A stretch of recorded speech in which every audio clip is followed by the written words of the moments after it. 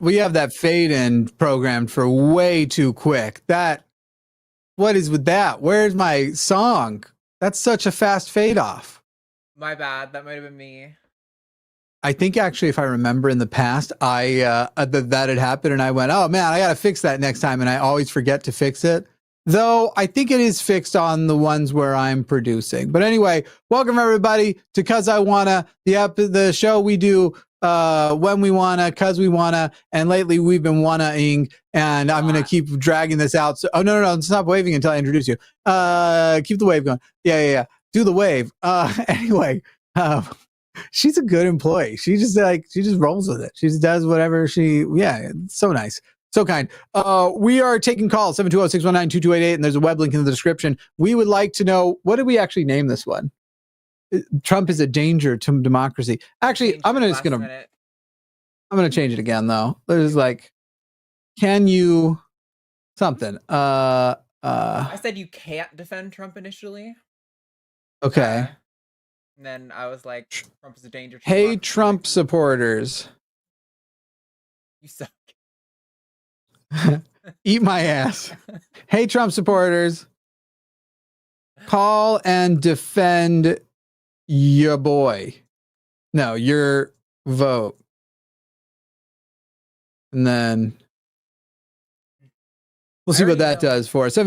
There's multiple chatters right now who are advocating for Trump. Daniel in chat, who also said some crazy shit about some YouTuber who predicted his shooting, is predicting his victory. You should call in, because that's some wackadoodle ass shit, and I would love to hear you try to defend it. Or Jim's name. I see you always posting almost every freaking show. Call in. Why are you just sit and chat where you get muted? You must have a humiliation kink. You just like getting humiliated. We're ready for you, people. And in fact, I'm not going to tell anybody what it is until potentially the end of the show. But I'm actually, you all will see. You all see. I want to see if we can get some Trump supporters in. And I'm actually doing something to try and advantage them. I have a clamp on my no, I don't. I'm not gonna tell anybody what it is until the end of the show. We'll see how it goes. In case I chicken out, I'm like, actually, that was a mistake. Everybody, 720-619-2288. Arden, why don't you do some announcements and talk about some stuff, and we'll see about jumping on some of these here calls. But also, let's put a poll in the chat and ask who's calling in, who's going to. Apparently, you're as 5% as loud as me. Yeah, I just turned up my mic a bunch. Hopefully that helps. For some reason, did you turn on auto game? Maybe I didn't save after I added this mic last time. Nope, it did not. Yeah, so get that auto gain on. Bomb. Hello, everybody. Hopefully that's better. It's too much. No, or Jimmy's a bit loud. Somebody said. Rude. Why is it always the woman who's the problem? Okay. You know what? Actually, I wouldn't complain about your volume, to tell you the truth. A bit shrill. I'd say you're a bit shrill, but I wouldn't. True. I wouldn't complain about the volume. Okay, real quick, we can hit some announcements for the shows coming up for the rest of this coming week. So tomorrow on the Sunday show at 2:00 will be Matt and Eric from Skeptics and Scoundrels on the early show, and then it'll be Eve and Seth Andrews on the late show at 7 p.m. Central Time. Monday, Skeptalk will be with Erika Gutsit Gibbon and Aaron Adair. Chewed Gum this week will be with Eve and Alyssa. Jimmy's going to be on the Hang Up with Matt this Wednesday at 6 p.m. Central Time, and then it'll be Ben and Josie Caballero on TACIS at 2 p.m. Central Time. And we're doing another two Cause I Wanda's next week. The first one will be with Forrest Valkai and Owen Morgan, and then Matt will be here with someone on the Saturday one. It's a surprise. It's a surprise. It might be me again, but it's a surprise. We'll see if it's me again. I'm not promising anything. Also, for those of you who simp for TikTok, famous TikTokers, Forrest Valkai and Austin Archer will be returning on November 1st for a special Cause I Wanna, focusing on the election as well, just before the election. And I've heard Austin wants a piece of some of these I'm going to vote third party b-holes. 720-619-2288. Instagram. I've been loving the stuff he posts. Okay. Sorry. Yeah. Weird timing. Also, hey, people who are calling in who love us. We really appreciate you guys calling in. However, we're really trying to talk to Trump supporters tonight. We really want to talk to people who are a third party, who are advocating for not voting, or who are Trump supporters, most importantly. So if you're calling in just to like have a discussion, we're not going to let many of you through because that's really not what we're aiming for with the format tonight. So just a warning, if you're on the line for that kind of call, you might be sitting there for a while. If we have any other calls, we're going to opt for the other calls. Word. Yeah. Word. All right. We don't actually have any of the other calls right now. So we're going to talk to we've got one lining up, but yeah, we can talk in the meantime. We can do some short supporter calls. But while we get this call started, will you get a poll in the chat to entice these little? Sure thing. First caller we've got up is going to be Rogue Show. And we are going to keep these calls short, Rogue Show, but why don't you give us your topic? Hi. So I just wanted to know what if you can ever convince a Trump supporter otherwise, and if so, like, how? I don't think it matters. I think, all right. So to you right now, would you say that right now it's basically if we have Harris supporters and we have Trump supporters, and to win, what we need to do is change the mind of enough Trump supporters to make sure that Harris wins? Is that what you would say, like, your mind sort of solos in on as the main strategy for winning the election? Well, I think every vote counts. That's not what I asked. Sorry. So just, I guess rather than all right, I won't do any Socratic shit, and I won't try and pull you anywhere. I'll just explain to you. Right now, anybody who is worried about whether or not we're changing Trump voters' minds are worried about the wrong thing. Can it happen? Yes. As a matter of fact, you can go back and watch an episode that I believe it might have been the solo episode I did last week, where we had a person who at the beginning of the call said they were voting for Trump. I disabused them of some information that they were not aware of. One of it was surrounding the development of nuclear facilities that he thought Trump had been responsible for when they actually started construction under Obama, but the licensing, the time to actually approve them, came up under Trump, and any president would have done that. And by the end of the call, by correcting the information by which he thought he was voting on, he actually changed his mind and said he would most likely now be voting for Harris. So you have, yes, there are ways to actually convince these people who right now are not Trump cultists to change their vote. However, definitely put zero effort into changing the minds of a Trump cultist at this point. There just isn't much point to even trying. And right now, the thing that you need to be doing is, yes, correcting misinformation where you can. If the tape comes out, for example, this week, I imagine somebody has a recording, and I'd love to hear it if it happens. Donald Trump allegedly in the last month at an event in New York, according to the New York Times, at an event at Trump Tower, called Kamala Harris the R word, and then complained about how many Jews are supporting her. And getting that kind of information out may discourage certain people from voting for him, may encourage certain people to vote for Harris, but it's not going to be the Trump cultists. In fact, the Trump cultists will say, actually, that was more presidential than him than ever, because we're tired of this woke nonsense and not being able to use slurs. They aren't going to be changed by it, but how motivated people are may. And so right now we're doing this show. I want to talk to Trump supporters. If they're open and honest and we can get to somewhere, that's great. But I want to present to an audience of people who may or may not have chosen, but more likely may or may not have their motivation on the fence, or some of these third-party people who have fallen for these ridiculous and honestly stupid arguments for why you should vote third party. Those are the people I want to try and reach. I have zero interest in trying to change the mind of a Trump cultist, but it can be useful to show other people, hey, here's a person on air right now. Listen to what they are advocating for blatantly now. They don't hide as much of their bigotry anymore. They'll often just say it out loud. Look at this person and look at what they say they want. If I can give you no other reason to vote, why don't you go vote just to cancel out this vote? Even if you think no vote matters, pick a person you hate that you know is voting for Trump and go cancel his vote. And let's be honest, it's most likely going to be a his vote situation. That's all I have, honestly, Yeah, Rogue. true. Yep, I don't really have anything to add to that, to be honest. So Anything else from your Rogue show? Yeah, I ask this because it comes from a personal. It Sure. comes personal, like because my grandma has like a Trump thing outside, like inside her window, and like, fuck, man, is that, man? Yep. I wish Yeah. my grandma wasn't. And there's a lot of people who do a lot of dumb things and say a lot of dumb things. Like the guy last night who was like, I mean, I'm actually wearing a Trump t-shirt at home right now to make this call to the show, but I'm not a fan. What the fuck do you think a fan is? If you Right. own merch, you're a fan, period.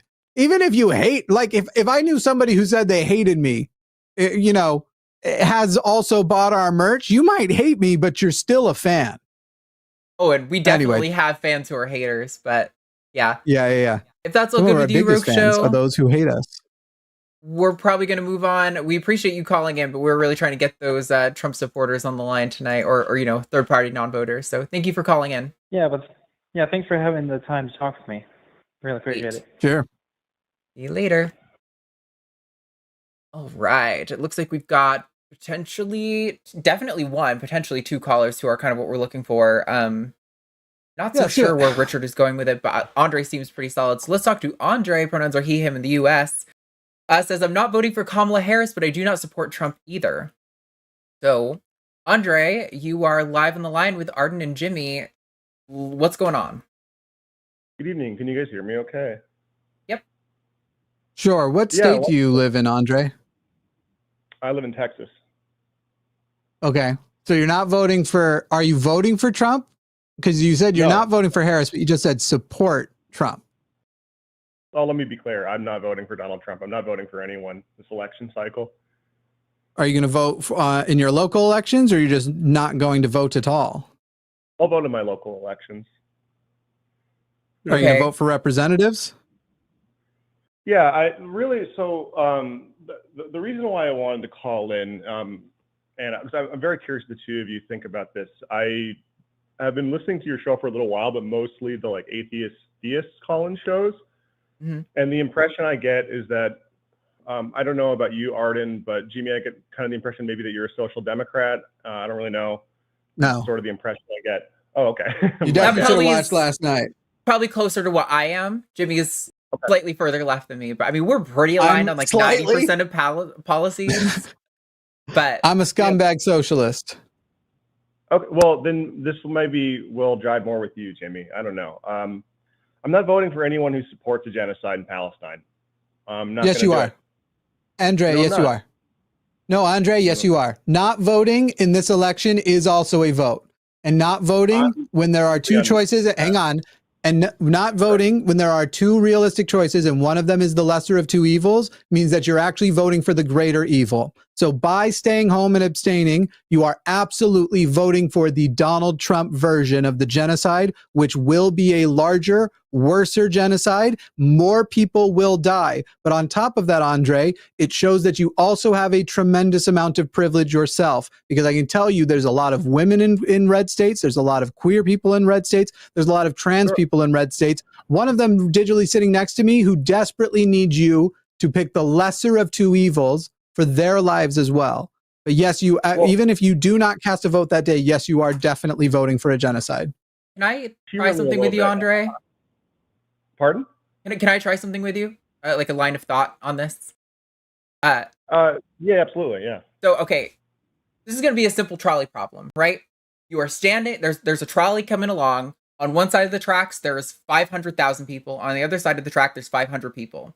You are next to the lever that you can pull to send the track over to the 500 people. Do you think if you don't pull the lever, you get to say that you had no part in those 500 people dying? Or sorry, the 500,000 people dying? If you could have changed it, you had the opportunity to pull the lever and you didn't do it. Do you think you get to say, well, I didn't kill the 500,000 people? Because in my view, if you have the opportunity to pull the lever and you're right there and you choose not to, that is indistinguishable from pulling the lever towards the 500,000 people. Your point's well taken, and I don't think it's indistinguishable. And this isn't about me saving some kind of like moral superiority. It's more about me feeling defeated. Jimmy, you mentioned that it will be definitely worse under Trump. You're probably right, Yes. but that's speculative. I'm sure you both saw. No, it isn't. Not really. It isn't. Well, hold on. It's not remote. If I may, it is speculative. Under the Biden administration, No, I mean, this was a letter that was released by Doctors Without Borders and other medical workers who are in Palestine now. There's no amount of you telling me what has happened so far that is going to civilians. It's over 5% of the population. If I may. Yes, no shit. If I may. Yep. Under a Biden administration, over 5%. You may continue to provide your irrelevant point to actually my point, because you are again talking about how you don't know our political views. And if you had paid attention and had watched more of the political shows, you will know that few people on this network and on YouTube are actually louder than me at how terrible the Biden administration handling of the Gaza genocide has been. And in fact, you can actually go back to before, you can go back to before October 7th. And actually on this channel, watch a video from 2 months before where I'm talking about the Palestinian struggle problem. And I'm already talking about how things are genocide light. And then October 7th happened and it gets worse. But when we are talking about which one will be worse and you're saying speculative, it is only speculative in that it hasn't happened yet. But if you actually look at policy that you can obviously translate into real numbers, and you, for example, look at the ways that Donald Trump did things to incite further those conflicts, as well as supported the Yemenis genocide and how unhinged he allowed that to get, and how he actually ramped up, because everybody wants to talk about no new wars under Trump, but nobody wants to fucking bring up the fact that he did more damage and worse in a short period of time by ramping up his wars. The man is a warmongering fool who loves the idea. And the fact of the matter is you have two administrations, one of which right now actually is coming to a head with Netanyahu. Not that I think they're going to turn their back on Israel, but they may turn their back at least on Netanyahu. And you have the other guy who is saying whatever he wants, blank check, there is no limit. And you also have one administration who you can see definitively has been pushed from their original position by protests and has had to actually address and talk to them and try to get any of their support. And the other ones who have basically said, fuck you guys, I don't like you or the Jews that still support you. Those are your options, Andre. Okay. So if you want to say it's speculative, that is the lightest version of the word. Okay, so you brought up Yemen. Are you suggesting that Kamala Harris won't support Saudi Arabia? Additionally, I have not. Excuse me. No, Andre, if you're going to ask me a question, I'm going to respond. You ask me a question, I'm going to respond. We are literally talking about, as I said from the beginning, the lesser of two evils. And I am absolutely stating that we can tell by the difference between the Obama administration and their handling and then the Trump administration that it would have been more in line with that, and that the Yemenis genocide would not have been as bad had a Democratic administration been in power. Okay. Why do you two think war criminals and architects of the Iraq war, Negroponte, Dick Cheney, are coming out in droves to support Kamala Harris? Because they legitimately, despite the fact that they are shitty Republicans and terrible people, they actually do stop it. I am aware of that. You know who else is a war criminal, Andre? Everyone who's ever been president. Right. Obama is also a war criminal. I agree. Obama is also a war criminal. In fact, if Bernie Sanders had been inaugurated, he would have on day one. It is impossible to become president of this nation at the moment without becoming a war criminal, unless the reform you were going to do came before you literally took office. So yes, these horrible war criminals. It also just doesn't matter. These horrible war. Like even if it's true that they're like, yes, my war criminal is in, she's still the objectively lesser of two evils. And when we're talking about like red states, if you're thinking, oh, well, I live in a red state, so it doesn't matter who I vote for. No, because how many blue voters exist in a red state informs where the funding goes, what states are likely to tip, how much money that Republicans have to divest from states like Pennsylvania to put back into Texas. Like, it doesn't matter that you're in a red state or that she may be a war criminal, it is still the best option. You are at the lever, Andre. Why aren't you going to pull the lever? Yeah. For the reasons I stated. Your reasons were bad. That's not an answer to the question. So you're voting for Trump, man. I understand. I mean, very upsetting for liberals like you guys to hear, but no, I'm Andre, not a liberal, it's Andre. not. It's not, Andre. No, Andre. You're muted, dumbass. I'm not a liberal, you fucking idiot. You learn Also, what the fucking political parties actually are before you're going to come in here and trying to use liberal as a pejorative, because you can't sit here and actually defend it with facts. The fact of the matter is you actually are a Trump supporter. I know what these calls sound like. Yes, I know what these people who are coming in, who are trying to come in and go, I'm not going to come in and actually admit that I'm supporting Trump. I'm going to just try and take people who are currently in the middle and move them to my supposed I'm not going to vote position, when in fact you are pulling the lever for Trump. Andre, you think that you are so clever and that you got us. I know it's so hard for you liberals.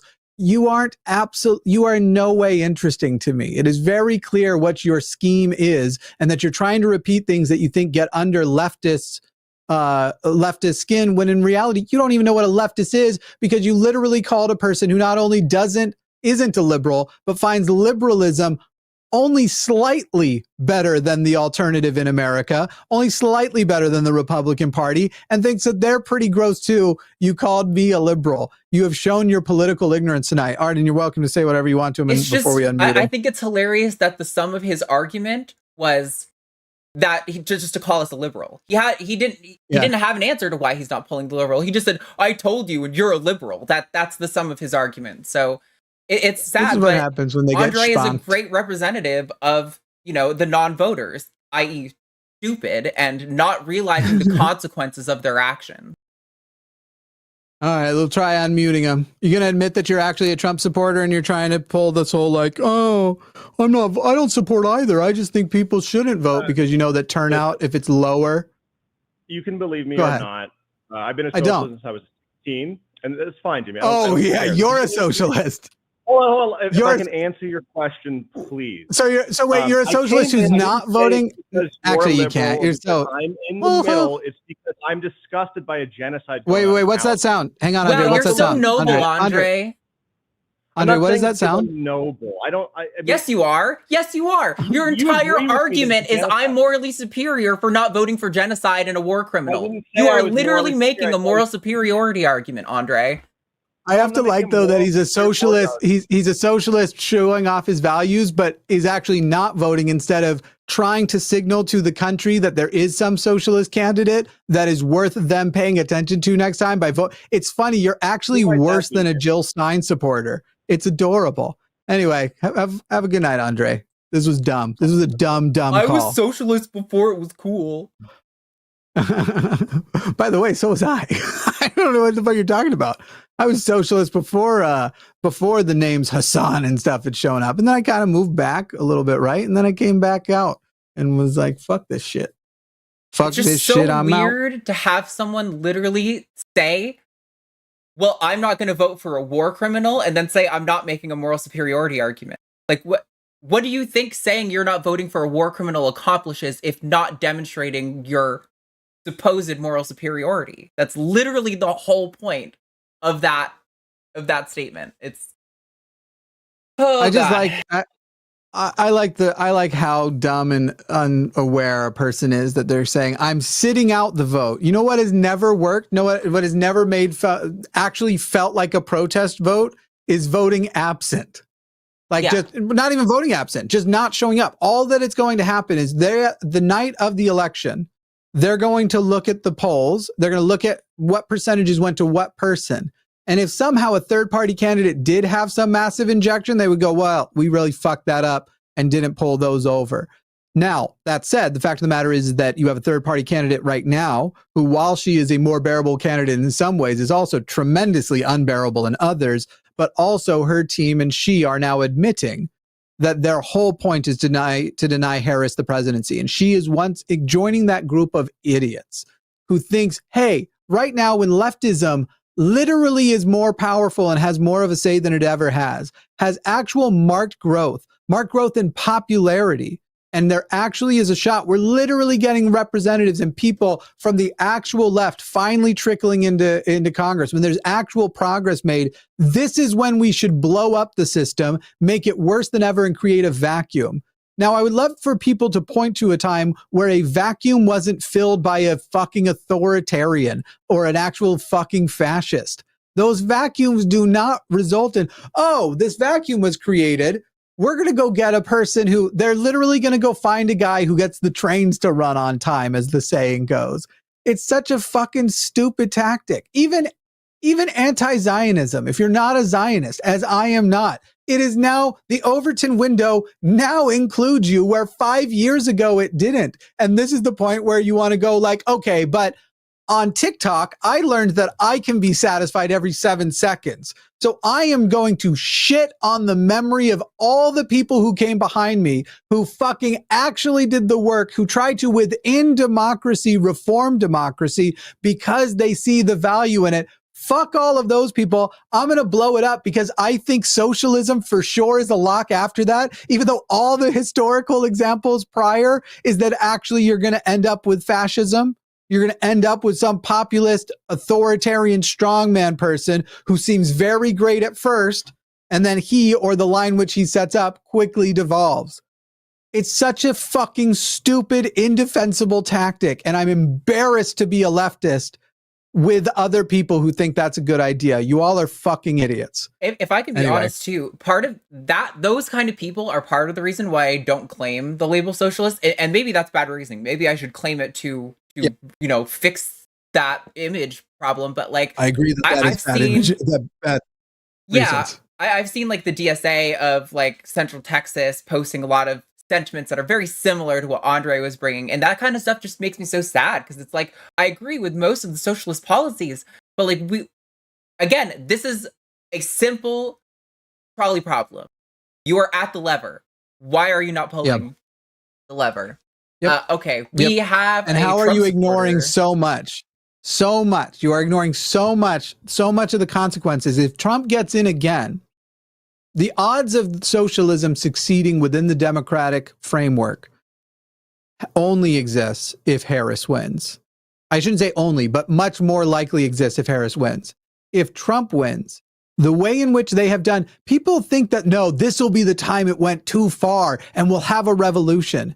You recognize that we still have an electoral college built on the system and idea of basically making sure slavery continued as much as possible. You recognize that we have states gerrymandered to fuck. We have all these things that are clearly, we are today denying people the right to vote based on skin color through targeted gerrymandering and through making it harder for them to get to the polls and then to prove that they're allowed to be there. We today have slavery in this country, and it is the American for-profit prison system and part of the non-for-profit as well, the government-run one. Today we have horrible things that later we will look back and go, how was that allowed and the people didn't rise up? If you think one more step further, where basically the Republicans are going to make it impossible for them to lose by this new system, like they're trying to do in West Virginia, where they can basically arbitrarily not certify an election and then let their legislature choose the president and void all of the people's votes. Yep. If you think that that's going to result in the revolution that's going to turn it around, you're a fucking idiot. It would have done it. It would have done it when he did it the first time and completely undermined democracy, him and Mitch McConnell, by literally stealing a Supreme Court justice from the person who had the constitutional right to appoint one.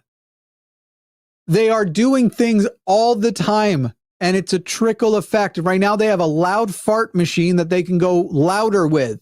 They can crop dust and take credit for once, but it's not going to be so much that anyone is going to be able to organize and take anything down.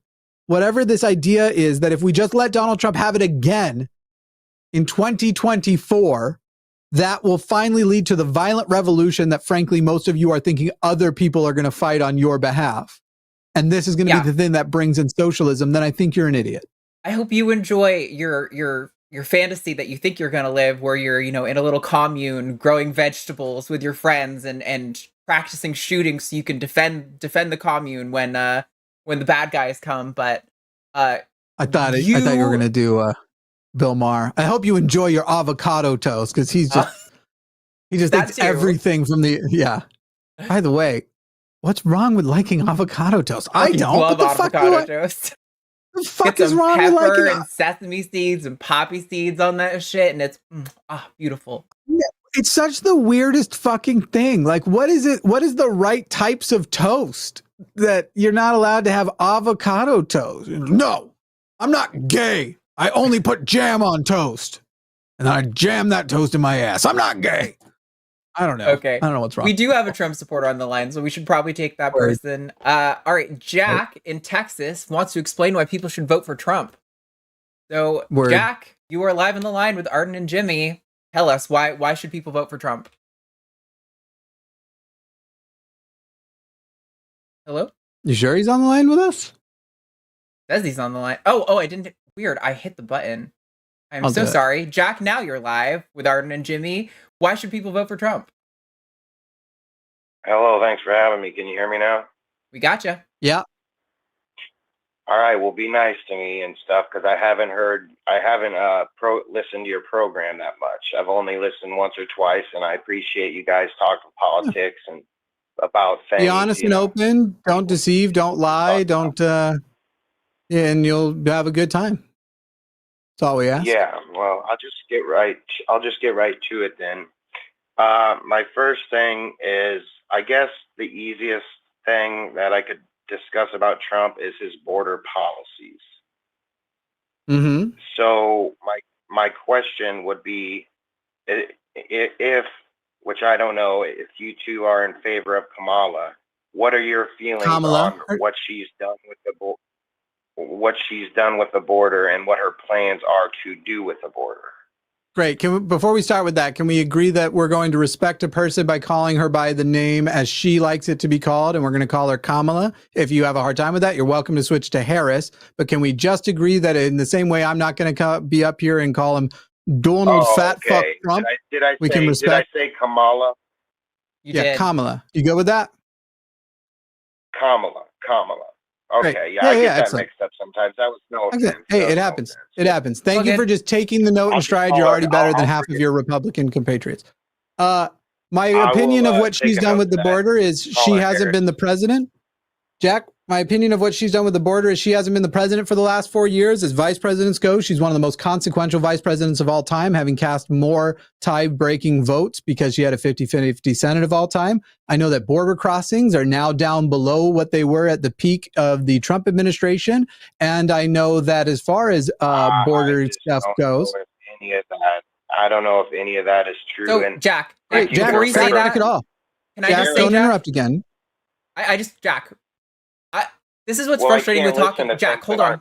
Jack, let me just get this out. This is what's frustrating with talking to Jack. Jack, please let me talk. This is what's frustrating with talking to Trump supporters is that you just reject what the facts are, what's being reported by federal government agencies that don't have a political alignment.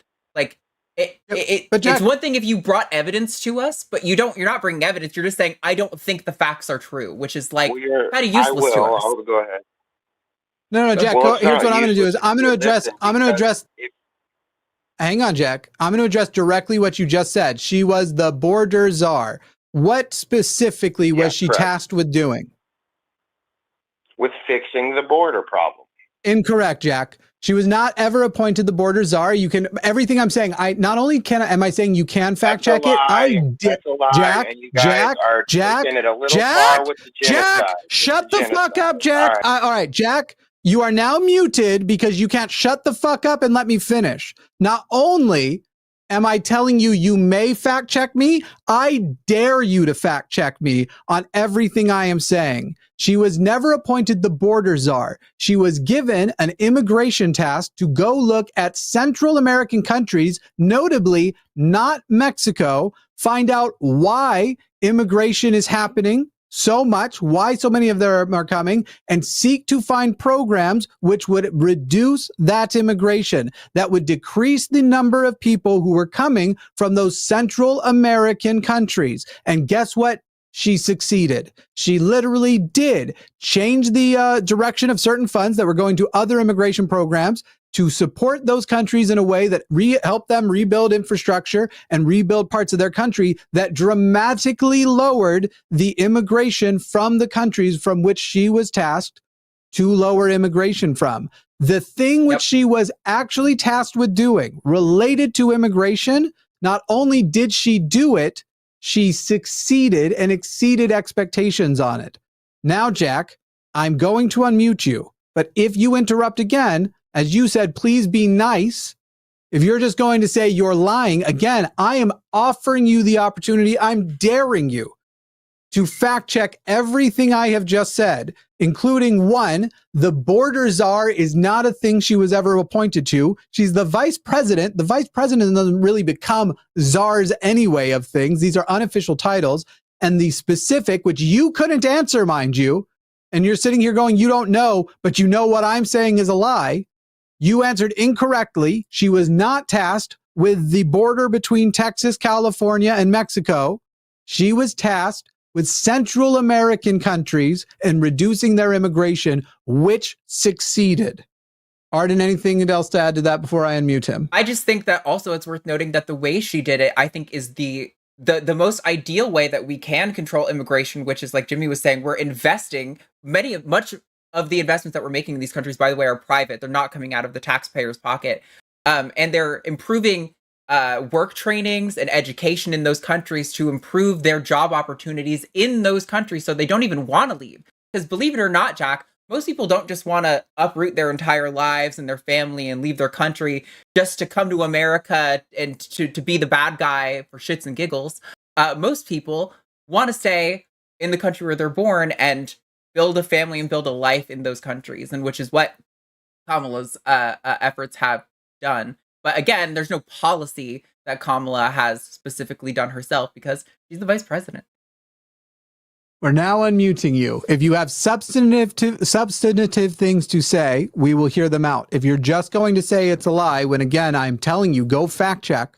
I dare you to. There won't be a point in continuing. Here we go. Jack, you are unmuted. All right, thanks. Is my phone working all right? Yep. Mm-hmm. All right, hear you. yeah. Well, where we're in agreement is things need to be fact checked, and I don't like this word misinformation because I think it's thrown around too much. But your show is full of misinformation. It's just almost great. Go ahead and give us an example. Prove it. Give us an example and give us the evidence that it's full of misinformation. I'm excited. You just went on and on about how. No, Jack. Vice President Do not, Jack. You won't let me get a word in. No, I'm going to mute you because you are doing the opposite of what Jimmy just told you to do. Do not just point out the things we said. Point out exactly where we're wrong and provide evidence. Nobody can hear you. I see you're still talking on the soundboard, by the way. I've got the super mute button back here. I'm going to unmute you now. Point to specific things we said and point to the evidence of where we're wrong. Okay, I'm waiting for the beep. Am I You're on? good. No, you're on. You're already on. You're already on. All right, what's the claim? Right. Go ahead and give me a claim I made that's false. 2 words, fact check. You guys have been doing the talking. Everybody fact check these people because that's all. Excellent. Everybody, yes, everybody fact check. I agree, Jack. Jack, you should fact check. You should fact check. Everybody listening should fact check everything I just said and fact check what Jack has claimed was a lie. I 1000% agree. Nobody take my word for it because I do not fear the truth. That is what I did when I was religious. I was afraid to investigate further because it felt sinful. I don't do that shit. No position of mine fears. Did he really just drop? I was going to let him give his fucking specific claim and he just ran like a coward. I do not fear fact checking, not even a little bit. Y'all fact check to your heart's content and make sure you fact check your fact check. Don't stop at any given point just because you find an article that disagrees. Oh, well, there's the article. It's on the internet and this looks very official. Literally go as low as you can and get as much justification as you can. I will fucking see your fact checking in hell, motherfucker. It's just, I want to throw this out there for Trump supporters who are like, well, why would I call in? Because they're going to mute us all the time. Mind you, we started that off with wanting Jack to talk. Jack interrupted us immediately and incessantly, right? Hey, that's a problem. But, it can be fixed with a little bit of communication. What bothers me is Jacques saying we're lying or spreading misinformation, but not providing the evidence. If you are going to accuse us of lying, prove it. I'm not going to take your vibes that we're lying. I want you to bring evidence and proof that we're lying. But I agree. Honestly, I don't even care that they're going to say that. I care that we're wasting our time. Tell me. I want to be more correct. I just care that the call wasn't substantive. There's no point in continuing on if it's literally like, okay, here's my point. All right, well, my point in return is you're lying. Okay, prove it's lying because you are. Okay, but prove it. Everybody fact check and see that they're like fucking just give me the deets. Give me the deets on what I'm doing wrong, it would be bitch. So easy. I'll take it. If you really knew that we were lying, it would be so easy to say when you said that Kamala was investing private businesses in those foreign countries, that's not true. And I have the evidence here that that money did not go to those things. It would be so easy. If you really knew that we were lying, it would be so easy to demonstrate. But that's not what he did. These fucking people. Okay. These fucking people. The closest thing we have to a Trump supporter is caller 3. It's okay. I'm gonna make an Instagram. I'm gonna make an Instagram post while we're all right working through it all. So we're going to talk to Richard. Pronouns are he, him in Canada. Richard says Trump is going to support an inquiry into causes of human illnesses that might support a vegan diet. I don't really see why that matters or explain, Richard, please help me. Go ahead, Richard. Yeah, so Trump has talked about wanting to inquire into public health issues, why people are getting fat, sick, diabetic, cancer rates are increasing, things like that. It sounds like he wants to fund large-scale epidemiological research into finding major causes of illness. We already have quite a bit of epidemiological research on this, but if this is supported by the government, if this is supported by his own institution, it would be good to see this research come to light. And how do you feel about RFK Jr. being the head of all of that? Well, yeah, that's not ideal, certainly. Right, so that's who's got the position. Now, how do you also feel about the fact that he has a history of anti-vax stuff, and actually what he is signaling is asking people to go find the information, and like he has done with other things, go pick out the studies and do the things that will make it look correct. Because while he personally supports the COVID vaccine, he has been an anti-vaxxer generally and also likes the conspiracy that the COVID vaccine are now being weaponized by people like the Biden administration. But also, well, I'll let you respond to that because there's actually another ginormous conspicuous thing that you seem to be completely ignoring with this. Yeah, so I'll admit RFK Jr. is far from the best person for the job, but no, not just far from the best. He would be a bad person for the job. Let's be clear. Well, yeah, I agree. The one saving grace is he's not the one conducting the research, and most of these people involved in conducting the research are much smarter than he is. So yeah, except for that he literally has his forward in a book of people, quote unquote, conducting the research, and gave that out as if you sit down with this in 90 minutes and beforehand you were a pro-vaxxer, at the end of 90 minutes you'll be an anti-vaxxer. So the person who would be the director of collecting what things we pay attention to, if we just look past as precedent, but also look at, again, the past administration as how Trump decides what his conclusion is and insists that we find the stuff that supports that. And we look at Project 2025 and to some extent also Agenda 47, which is going to make sure more and more roles are no longer able to be, if you have competent people in there, that Trump won't be prevented from dismissing them, that he literally will be able to replace anybody who doesn't come to the same conclusions as him. And you put all of that together to go, but now maybe the medical guidelines will be you should eat a plant-based diet. And veganism is so important to me that would be more important than all of the humans who are going to lose their lives and their rights and the harm that's going to be done to queers. All of those humans are less important to me than what I think will be an increase in veganism, notwithstanding not mentioning the fact that current medical guidelines recommend a plant-based diet for people with heart disease, for people who are obese, for literally you are hoping that he gets into office and then they go find out what the current medical guidelines are, Richard. And that's the part that's blowing my mind, because I've been a person very involved in that medical system for the last 2 years, not just for obesity, but I hope people have noticed I've stopped being obese, amongst other things. If nobody's noticed, I'll be heartbroken. But over the last 2 years, literally doctor after doctor saying, hey, by the way, this number, plant-based diet. That's the current recommendations and regulations that we say to do so. And actually, my current diet that actually does still maintain some amount of animal protein is restricted to an extremely limited amount. It's basically only chicken. And the main reason for that is, turns out with my condition, I can't go plant-based because I do not tolerate fiber. My body doesn't know what to do with it,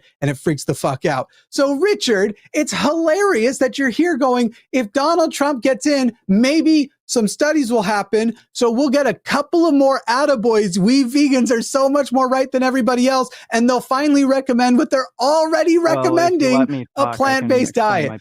Richard, I was just about to let you talk, but if you're going to whine about it, I don't know. I'm starting to reconsider. Go ahead, Richard, the Canadian who hopes that Trump can change American regulations to what they already possess. Yeah, so Trump doesn't seem to be ideologically opposed to veganism. He's actually... Oh, yes, he is. And Kamala is? No, he doesn't seem to be ideologically opposed to veganism. He passed an animal rights bill that would make... So wait. Federal that crime. implies that his opposition is ideologically opposed to animal rights. Well, I don't know, because you're saying things, and I'm trying to address the things that you're saying. Well, okay, you've been able to talk for like 5 minutes straight, and oh my I've God, only been able to get across the like tears. 3 sentences. You know what? I didn't want to take a vegan call anyway. So, Richard, you can either talk in the gaps we give you and be this little whiny, oh, but veganism's more important than all of the queers and all of the women and all of the abortions, when it isn't. Humans are more important to humans, and that's how it should be. But it doesn't mean we should ignore them completely. I've said many times I support veganism, and I have reduced my diet to actually what is as close to a vegan diet as I can survive on, which I know people are going to be like, oh, well, my assessment, you could just, I give a fuck what your opinion is. You get your boy, you know who I'm talking about, to go back vegan for his health issues, which are not as severe as mine, and then we'll talk about it. Anyway, Richard, I don't give a fuck about your whining. If any of your whining is just about how much you are allowed to talk, then you're just not going to be allowed to talk. So if you want to give it another go. It's just frustrating when the whole point of you calling, Richard, is that you're trying to talk about why Trump is a better candidate, why Trump might be better to vote for. And part of your reasoning is that Trump isn't ideologically opposed to animal rights, which would imply that he's juxtaposed to Kamala, who is ideologically opposed, but that is not the case, to my knowledge. I would love it if you would bring some specific statements where Kamala has said anything about, I am ideologically opposed to animal rights legislation. How about in 2019 when a vegan activist asked him if he would go vegan for a month in exchange for $1 million donation, and Trump declined, stating that no, because it messes with your body chemistry. There you go. So, have that one, Richard. Oh, so I've been muted this whole time. I didn't realize. Yeah, so just I knew you didn't realize. You didn't shut the fuck up the whole time. I gave you many opportunities to speak, and I didn't talk over you. Oh, you gave them to me? Oh, I see. Thank you. I didn't know that's how it worked. Okay, but just to clarify my position, I think this sort of discourse is important, not only for choosing a candidate to vote for, but if you can point out a candidate has a superior policy position, it may convince the other candidate to adopt a similar position. And animal rights is a okay, great. And you haven't demonstrated that at all. What the fuck? You've literally said on the basis of what is medically better for you.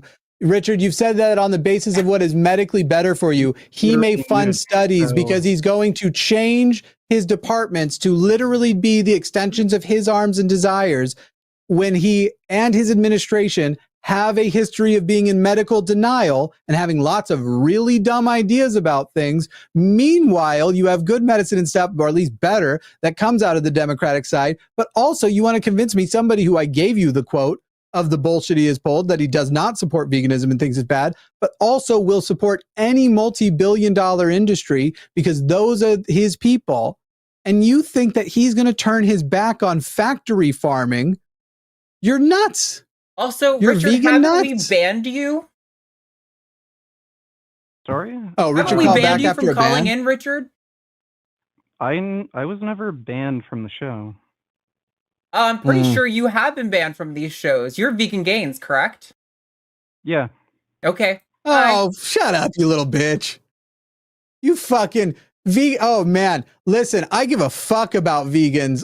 Look, there are vegans I love very much and we'll talk about it all the time with, and I support a lot of the thing. But somebody who's going to come in here being an activist, pretending that what happens in this world, reducing suffering, is what matters the most, who is going to support Donald Trump, miss me with that fucking shit. Absolutely miss me with it, that you're somehow more virtuous because fewer animals might get eaten when you're literally working on a might, that there's plenty of evidence that it won't, that Donald Trump will not do anything but actually give more money to, and has talked shit about veganism, but you think it might because RFK Jr. might get in there. You're a fucking idiot. Also, Jesus Vegan Christ, Gains is a fucking vegans, better. sociopath. He has threatened people with violence like multiple times. He is a deranged person who should not be allowed Come for me, anywhere. baby. That's why he was banned. Oh my God, what a fucking moron. I'm a vegan. I just want to hurt humans, not animals. What a fucking idiot. Stupid and a sociopath. Oh, man. Top tier. Okay. Line 6 is so dumb. I don't even know if I want to talk to that person. We can go one at a time. Oh, okay. I give a fuck. Okay, hang on, let's bring it on. Hakon, how do I say it? Håkon. And is that in Norwegian or the original Nazi pronunciation, you Nazi fucking prick? That's Norwegian. Oh, okay. You just happen to be a Nazi, but you're sticking to the Norwegian shit. Well, I'm not really anti-Jew. Oh, yeah. That's your response? Yeah, my God. The Nazis were only anti-Jew. Did you all know that? How do you feel about black people there, Hakon? I mean, they're fine as long as they stay out of my country, right? Fuck you in your fucking face, fuck? you Nazi fucking prick. I hope, Hakon, how old are you? I'm 37. Oh, I wish you were much older than me because I was going to look forward to living in a world where people like you were just less abundant. Fuck off. Get out of here, you fascist sack of shit. Eat my ass. It's ass flavored. Fucking Nazis. I was expecting him to be like, you're being dramatic. I'm not a Nazi, obfuscate as intelligent fascists often do. But he was just like, well, I mean, technically I don't hate the Jews, so does it count? Like, that's the most insane response you could possibly give. So the notes that we had, people, and listen, I know the red flag. I would love a palate cleanser. Could I just get a legitimate Trump supporter? Trump supporters, let me know if you think that the people who should be supporting you are the people that you've gotten today. A self-acclaimed socialist who doesn't apparently know how that shit all works. And it doesn't seem to be an activist within socialism, just waiting for it all to go to shit by sitting on his couch and doing nothing. That was one of your supporters. Let's see. You had a vegan who thinks that a Canadian vegan. Trump supporters. A Canadian vegan is encouraging people to vote for Trump because he feels that Americans should vote for your boy because he'll promote veganism in the end. And now you have another person who called in to say he would vote Trump because Biden and Harris are anti-white. They're anti-white. Biden with his lily white penis is anti-white. Y'all don't want to fucking call in and actually give me a good reason to vote for Trump? Is that what we're really doing? Is that what we're doing? Why are so many fucking non-Americans calling into wine? Yeah, oh my God. I hope that there's people in the audience who are like in the middle of the road who realize that the people calling in to represent Trump are these people. This should scare you. These are the electorate that you are trying to like convince their guy into power, or that you are abstaining from preventing him from taking power. Get fucking scared. Make sure you're registered to vote. Check right now. If somebody could drop like a vote.org or something, check your registration. If it's not too late, it's probably too late for most people. If you can do early voting, do early voting. This is not a joke. This is fucking like red flag emergency central over here on this election. It's terrifying. Okay. Who do we want to talk to? Someone said we should be ashamed for not letting the Nazis talk. We hate free speech. Oh, these are not the people. Look, if as soon as a person is ready to honestly engage and not give me this stupid obfuscating nonsense about that's going to turn into veganism. Donald Trump literally eats KFC and McDonald's every day. That was the next thing I was going to point out. I was like, you really think the actual Burger King is about to try to convince people towards veganism? That's so fucking stupid. Right. Right. And by the way, people are aware they don't like being obese. That's why we actually saw the most marked decrease of obesity in the last year. They're calling it the Ozempic effect, because it actually turns out when having the opportunity to not be as heavy because it comes with so much other stuff often enough, people do take that opportunity. Now, people have been saying I'm on Ozempic. I tried semaglutides last year. It actually didn't do well with my health stuff. But all my weight loss this most recent bout has been since April and is not a result of Ozempic. It's not important to me to tell you that. It's just weird that everybody thinks it is. Not everybody, but so many people are saying. So people are saying they are saying it, and it is hurting my feelings because I am doing it the old-fashioned way: calories in, calories out. Anyway, yeah, it isn't fun, and plus it fucks with your brain, it fucks with your mind, it makes you feel bad because people are shitty to you about it. And if you think that it'll turn to veganism, people to veganism so easily, when now you actually have these GLP-1 drugs as an actual good alternative to that for most people. That every medication can have side effects, but for the most part, the side effects that will happen to a much smaller amount of people than literally will fully die as a result of their obesity. Word. No, someone said they hope that I'm healthier than I was, but I'm not there yet, but I'm very hopeful. There's a marked difference in my attitude in just the last month. Oh yeah. I'm clearly happier, more involved. Very noticeable. Yeah. I think there are also some other reasons. If I'm on coke.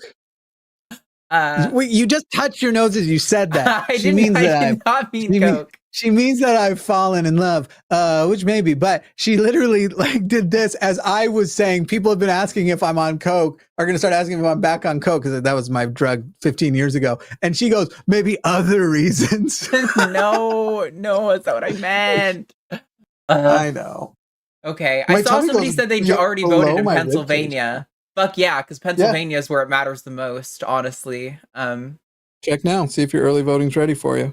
Yes. Oh, excellent. Isn't this the person we were just talking to? I don't know. No, they said last time they were on air is June 5th. So. Yeah. Okay. Alexander in Texas, you're on the line with Jimmy and Arden. There was a little song. I'm excited to talk to you, Alexander. Can we be truthful with each other, honest? We can answer questions and not fuck around. Can we just have a good call, Alexander? No, absolutely not. I actually go straight forward to a honest discussion here. Let's do it. Let's do an honest discussion. So, bear with me. You're cutting out a little bit there, Alexander. Can we improve your signal at all? Am I good? We'll find out. Am I good? Yeah. Give us your first reason that Trump is a better candidate than Harris. Well, I think he has experience. Okay. He already has experience, obviously. As the one-term president, right. Yes. Okay. He has experience with economics. Okay. What form does that come in? Well, to run a country, you have to know the economics between the system. I think Jimmy's asking for specific examples of his experience with economics. Where are you saying because he was the president before he has experience with economics, or are you pointing to something else? No, it's yes, economics with like the policies between states and foreign states between us. So as president, are you saying as a business person he learned these economic skills? Where is it that you're saying Both. that it came from? Okay, Both. as president and as a business person. Great. What's your next point? Second point, I mean, he survived 2 assassinations. Okay. Why is that a reason to vote for him? No. Because- Let him dig his hole. Let him dig his hole. Never mind. Don't get into it yet. We'll get into it. Yeah. Because Kamala would have been dead. Can we agree that her name is Kamala, and we're going to respect that that's her name, and we're going to pronounce it the way that she wants it pronounced?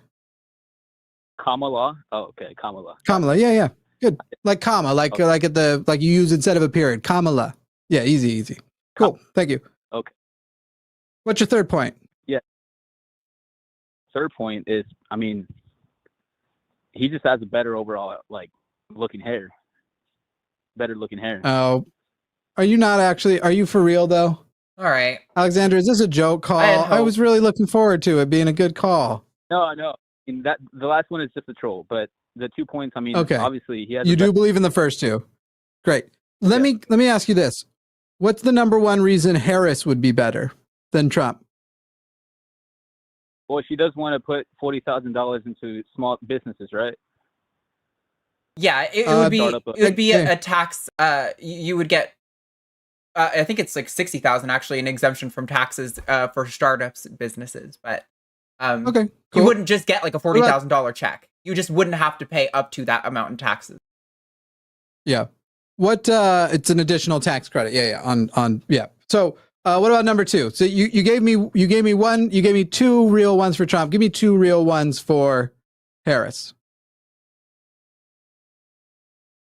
Well, sorry, the line cut off there a little bit. I didn't get the last part. Sure. Do you have a second reason you would say that it's a second thing you think Harris is better on than Trump on? Just overall better clarity in mind. I mean, she battled with Sleepy Joe over here, or he battled with Sleepy Joe over here. Okay. Hey, fair enough. I'll take it. Better clarity. She's not 78 and she's not showing signs of slipping into dementia worse and worse every week at her rallies, right? I'll give you that. She is better than Biden for sure. But better than Trump. Trump right now, if you can actually read some analysis of this right now if you want. Trump has a family history of dementia and is 78 years old. Has struggled with obesity for the last several years, which basically those factors are all very concerning regarding if a person's going to develop dementia. So then you start looking for other signs, like the ways in which they solidly seem to live in one era. They have a harder time remembering things that are recent, but a very easy time remembering things, or an easier time remembering things. And you can see that all of his references are usually in the 90s. He has some affinity for the 80s. He talks about fictional characters. He's slurring words. He uses more definitive language than he used to, that sort of all or nothing language. He trails off. He's trying to call this thing he does the weave, but the weave doesn't come back together. He's going off on these tangents and he's just talking about nonsense. And the average speech of his rallies have gone from 45 minutes to 81 minutes over the last 4 years. So there are these, because of these long ramblings and stuff. So there are these signs actually, whereas if you actually line up all the issues that were happening with Biden, those were actually more consistent with normal. Oh, he left. With normal. Call back, Alexander. I was going to give the mic back to you in just a moment. That might have been a bad connection because we were having some breakups on his line. So if you're there, Alexander, call back in if you're hearing us on the show. Call back. But anyway, if you actually line up the problems that you were seeing with Biden cognitively, it really just comes down to definitely trailing off. But, they're the ones who call him it. Sleepy Joe. He seems more tired. He seems more fatigued. He seems like a man who is in the final era of his life. Whereas if you actually line up the cognitive problems that were happening with Trump, those actually do line up with dementia. And by the way, go back and look at the record. I was calling for Biden to leave, to quote our other socialist caller, before it was cool to do so. Yeah, we had to show like a month ahead. Oh, way before that, though. I was saying Biden shouldn't run before the primaries, and talking about how Biden had promised to be a bridge candidate and a one-term president and went back on that challenge. I still honestly think he shouldn't have done it, but, he eventually did do it. I have not been a person who hasn't been clear-eyed about that disadvantage. My problem is that if that was a good enough reason, and it seemed that the caller agreed that that was a good enough reason to not allow Biden to have another term, why with a president that is clearly showing worse, are we saying, yeah, go ahead, have the presidency back? But then when he brought up economics as president, I have thoughts on this too. First of all, right, economically, that inflation everybody fucking hates, it's actually lower than it has been in any other developed country because of Biden policies, even though there was something working against it. Two things. One, the absolute way Donald Trump exploded the deficit, limiting resources that could actually be distributed, that does bolster economies, does help people by running those absolutely reckless tax cuts. But, oh my God, do you see the fucking notes the person put in themselves?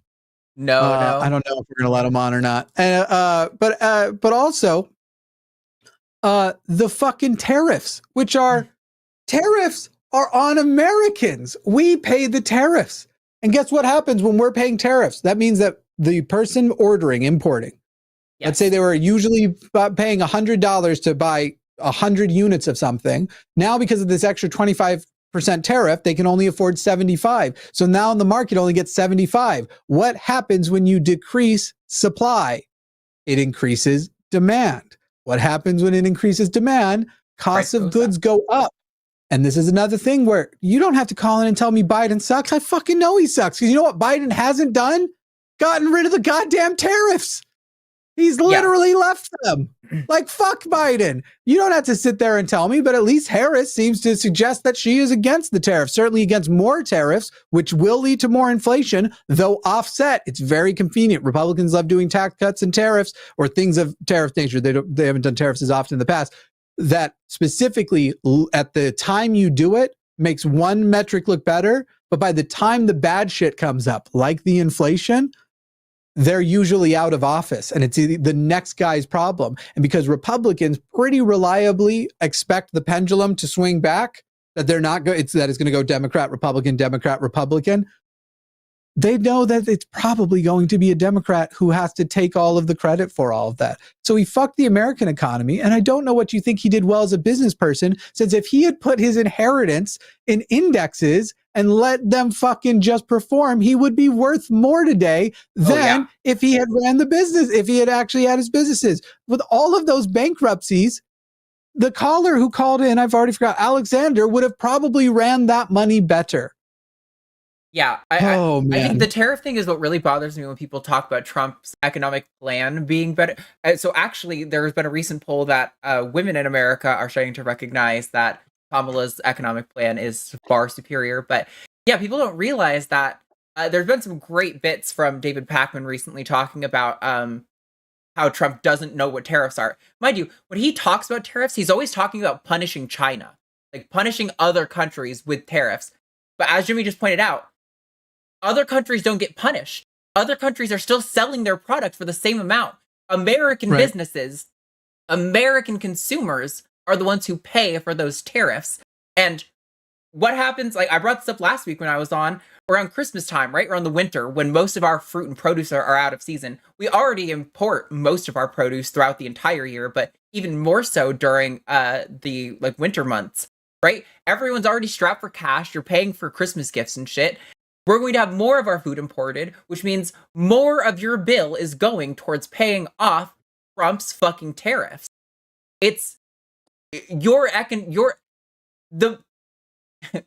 going to see grocery store prices from Trump's era in 2016 again when Trump takes office. That's not how that works.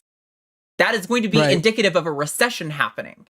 The prices of everything are going to go up under Trump. Everything that we import, which is a lot of our stuff. So yeah, Trump is just objectively not better. He doesn't even understand what tariffs are. Is pretty terrible. Yep. All right. Let me, I'm going to give him a shot. Let me just start by saying, Jack, I understand that you've come in with a very sensational title, but I am going to ask you to not get crazy, to be respectful. We will indulge the initial idea, but you did place it very crassly. So I guess my first question is, are you a troll or is this for real? Okay. What was it? That was like a voice changer or something. I don't think But this I don't guy's actually for real. know what he said. Did you mute it before he hung up? Oh, Oh, I did he think hang he up? said ooh woo. Yeah. I think he said okay. ooh woo. Is that what he said? Was ooh woo? I couldn't tell. Is that what you heard? Anybody in Why is chat? my Did he camera just getting out of ooh woo us? focus? Did we just get ooh wooed? Ooh woo. Okay, well, I was actually excited to indulge because I am 1000% ready to indulge, to talk to somebody who wants to discuss. His point was, why should we trust Kamala Harris when she sucked her way to the top by cheating with Willie Brown, I think it was, which I give a fuck. But I'm 1000% ready to have that discussion for anybody who wants to. So if an actual Trump supporter wants to show up, he did say ooh woo, right? Am I wrong, people? I didn't hear that. I couldn't make out what he said, but I figured I'd ooh woo you guys to make up for it. Yeah, it's really frustrating because like even if that is the case that she sucked her way to the top, again, in the most crass way you could put it, like we're talking about a system of patriarchy where most of the people in power are men who are like taking advantage of. Don't give anything away. Make them call in. Make them call in. That's actually not the line I would take. If somebody actually wants to have that discussion, you call in. If you feel that she sucked her way to the top, you call in. If you are serious about it. But as far as I can tell, ask the screener. Ask the screener what happened were they using the voice changer before, and if they recognize. Because I'm wondering if it's just one of our normal trolls, honestly. None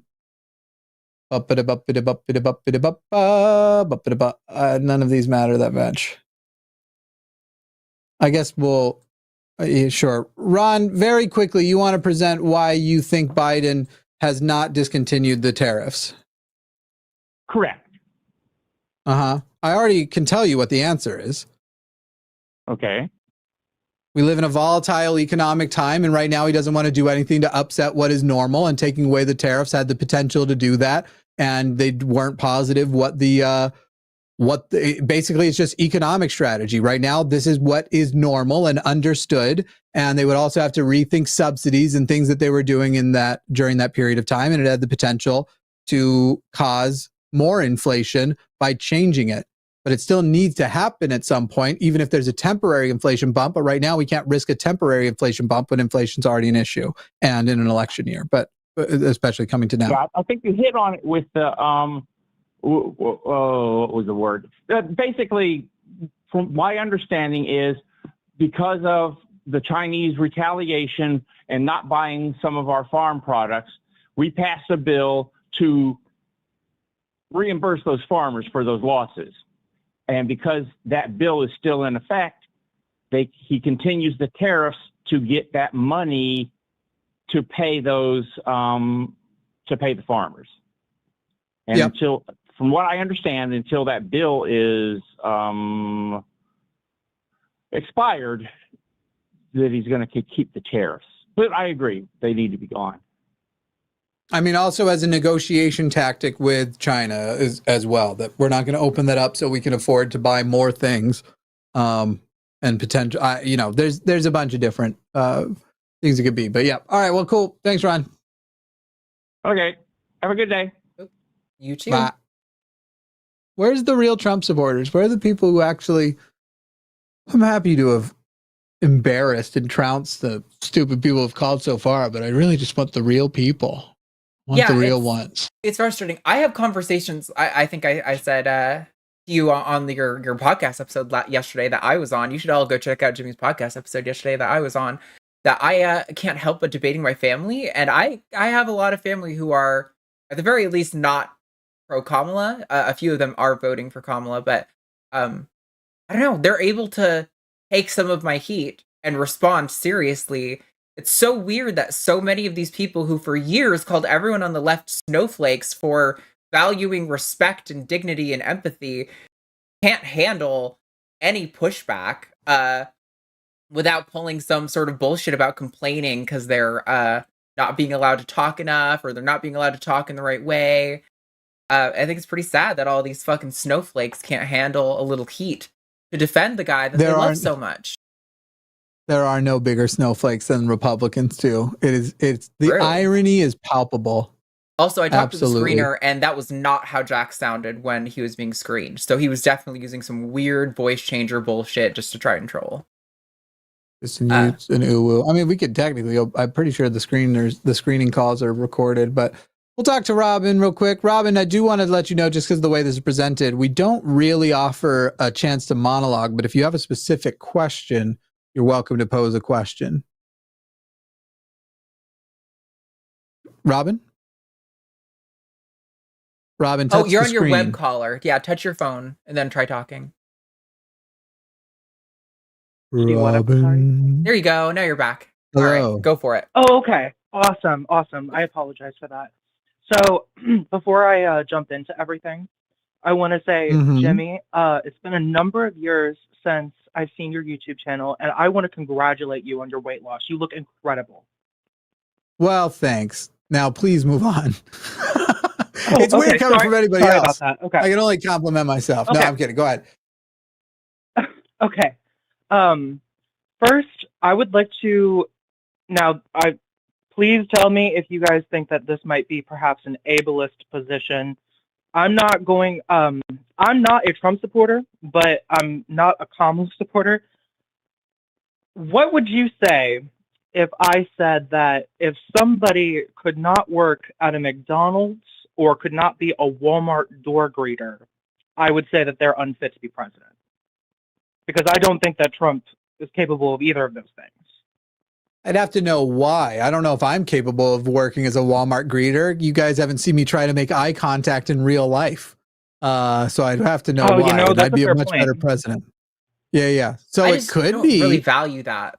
Yeah, it's. I don't really. I don't think that he has the ability to do. Oh, I'm sorry. I don't want to talk over here. No. You're good. Go for it.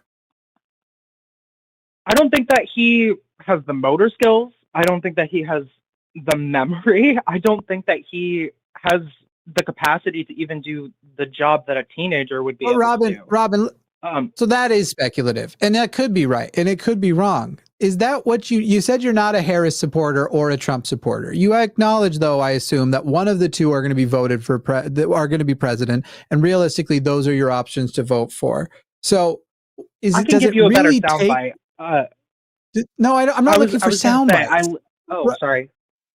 Robin, I just want to know, honestly, does it take him not being able to work at McDonald's for you to go, this man is dangerous and does not belong as president again, especially after he tried to become a dictator last time? So here's where I'm at. I would never vote for Donald Trump, but simultaneously I have my reservations about voting for Kamala. And I'm really torn about voting for Kamala. Who is the other option? Kamala? To Harris, but between Kamala Harris and Donald Trump, what other option is there? Well, if you vote third party, you're wasting your vote. Right. So there is no other option. One of them is going to be the president. So you're saying you have your reservations. Do you have reservations about whether or not she is better than Donald Trump?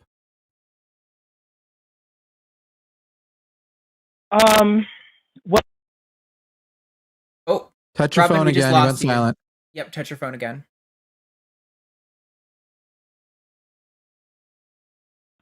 Okay, I apologize for that. So, and I would say in every way she's a superior candidate, but I really hate to rehash some of the things that some of the other callers said before. The concept of knowing that our tax dollars will be going to Israel, I find just very disturbing. Right. Which candidate? I don't know how I would morally justify it. I can tell you exactly how. Which of the two candidates is not going to Israel? Neither, right? They're both going to Israel, right? That's correct? Robin? I don't I don't know because I don't know No, if how do you I not don't know that? know anything. You do know. Robin, yes, stop. Yes. You know that right now, the current administration supports Israel and gives them billions of dollars, and the last administration supports Israel and gave them billions of dollars. Of the two, Donald Trump has promised more and basically said it's crazy that any Jews are voting for Harris because of what he is going to allow to happen in Israel. And you know that Harris and Biden, while expressing distaste for Netanyahu, are currently still supporting. However, so as you're sitting here and going, there's only two choices. If you do not vote, you are voting for the worst option. Whichever one is worse, that's what you are voting for by not voting. And so if you don't vote and Donald Trump wins, that will be with your support. And now, not only will it be worse, you will also have a person who doesn't even consider the humanity of dead people. Of people who are being killed and people who are suffering. So not only will the person who definitely will do more be in, also the person that there is no chance of appealing to humanity to change them will be in, when already you have at least seen changes in the way they speak about Gaza. And that, historically, is what happens before policy change happens. The conversation starts to shift. Obama says, I don't know why I was upset about gay marriage, and then gay marriage gets legalized. This is literally the process. You have one that appears to be in the process of changing and shifting, and you have one who is saying, let's turn the place into riverside hotels. Let's finish the prime job. Real estate. Let's get rid of them. Let's make that as good a place. And his son-in-law going out, oh yeah, we're going to make big investments there because that's some beachside property. So when we're talking about just Gaza, sure. But Robin, you're a woman in this country, and that you can't see how much women are going to suffer more and work for your sisters, your American sisters, and go, fuck it. Not only is she the lesser of two evils on Gaza, she is also actually good on medical rights for women and for uterus havers. And she is also good on queer rights. Like, you are sitting here and saying it is okay with me that Project 2025 might come in because while Harris, or not okay with you, but it doesn't motivate you to go and vote against Project 2025, which will make everything in this country worse and will guarantee that this country will not get better when it comes to aiding in foreign wars that are unjustified and evil, guaranteeing that that will take much longer to reform than something that's actually in the process of reforming, something that actually has marked improvements. I cannot relate to you, Robin. I appreciate the compliment at the beginning, but I think that your inactivity is what I would call malicious inactivity. If you really cannot see, even if they were 100% the same on Gaza, that if you have two choices, you still have to, as Arden put it, pull the lever for the one that is less horrible after Gaza, because there's more issues than just that one. I can't relate to you at all. You've actually Touch changed your my phone again. position. Thank you. Good. That's nice to hear, because it feels like sometimes we're talking to You, walls. And thank you, Robin. Oh, I was gonna say, the killer for me was I'll have to do my own independent research, but Sure. I was completely unaware that Trump would want to give Israel more money. I find that very disturbing. Thank you for Correct. giving me that factoid. That's something I'm going to have to look into. Oh, I'll up it for you. He doesn't want to just give them more money. He wants to give them unlimited money, blank checks, whatever you need to finish the job. Now, he thinks, think about it. Think about Donald Trump. He actually thinks he's going to do it in a way that saves money. What would that be? Really think about it. It's really fucking bleak. Do you know what's actually way cheaper than the version of the genocide they're doing in Israel right now? A much more horrible version of the genocide with bigger bombs, with less requirements at more targeted killings. Not that they're particularly targeted, but just kill in much bigger masses with bigger bombs. Your unit per kiloton goes down. It's fucking bleak and dark. He wants to give them whatever they want to, as he says, finish the job. And then you have Ukraine. where he wants to give Russia victory, which means Russia will begin as soon as this happens. The thing that he's not acknowledging, on day one, it's going to be over. Before day one, if I get elected, it's going to be over. Even though he apparently doesn't need presidential power to end it because he doesn't need to be president. He said he would do it before he became president. He doesn't need presidential power, but he's not doing it now, which is funny because they want to blame Harris for the things she's not doing when apparently it's in his power without being president. Anyway, that will mean that if he's right, and on day one, the Ukraine war is over because Ukraine essentially gives up the territories to Russia that Russia wants, that basically Russia wins, but they're calling it, it's a great deal. I got him a great deal. That will mean that that is also day one of Russia's attempt to get into NATO countries, because that is what comes after Ukraine, which will also condemn American citizens to another war with American boots on the ground, because that is what our NATO treaty requires. And despite the fact that he wants to, we can't pull out of NATO. It wouldn't work. He literally wouldn't be able to without, he will not take a risk that big that would destroy our country's reputation and economy so quickly because we would essentially end up with literal chaos in all of these Western countries going, fuck you, you're not our trade partner anymore. If you're going to pull out of our defense pact, fuck you. I want to just ask you something, horrible. Robin. We have this thing that happens sometimes with callers on this show where sometimes people agree with us kind of out of a conflict aversion rather than actually being convinced that we made good arguments. And I'm surprised, Robin, that you know this much about, like, you know, what Kamala, you know, the Biden-Harris administration in the Israel-Gaza conflict, but you don't know about things Trump has said very loudly and all over the news about what he wants to do. So I hope that you are being compelled by good reason, because it seems weird to me that you wouldn't have heard these things about Trump. So I hope you're not just agreeing with us for conflict aversion, because that's not what I want. I want you to be convinced because you actually think this is a good reason.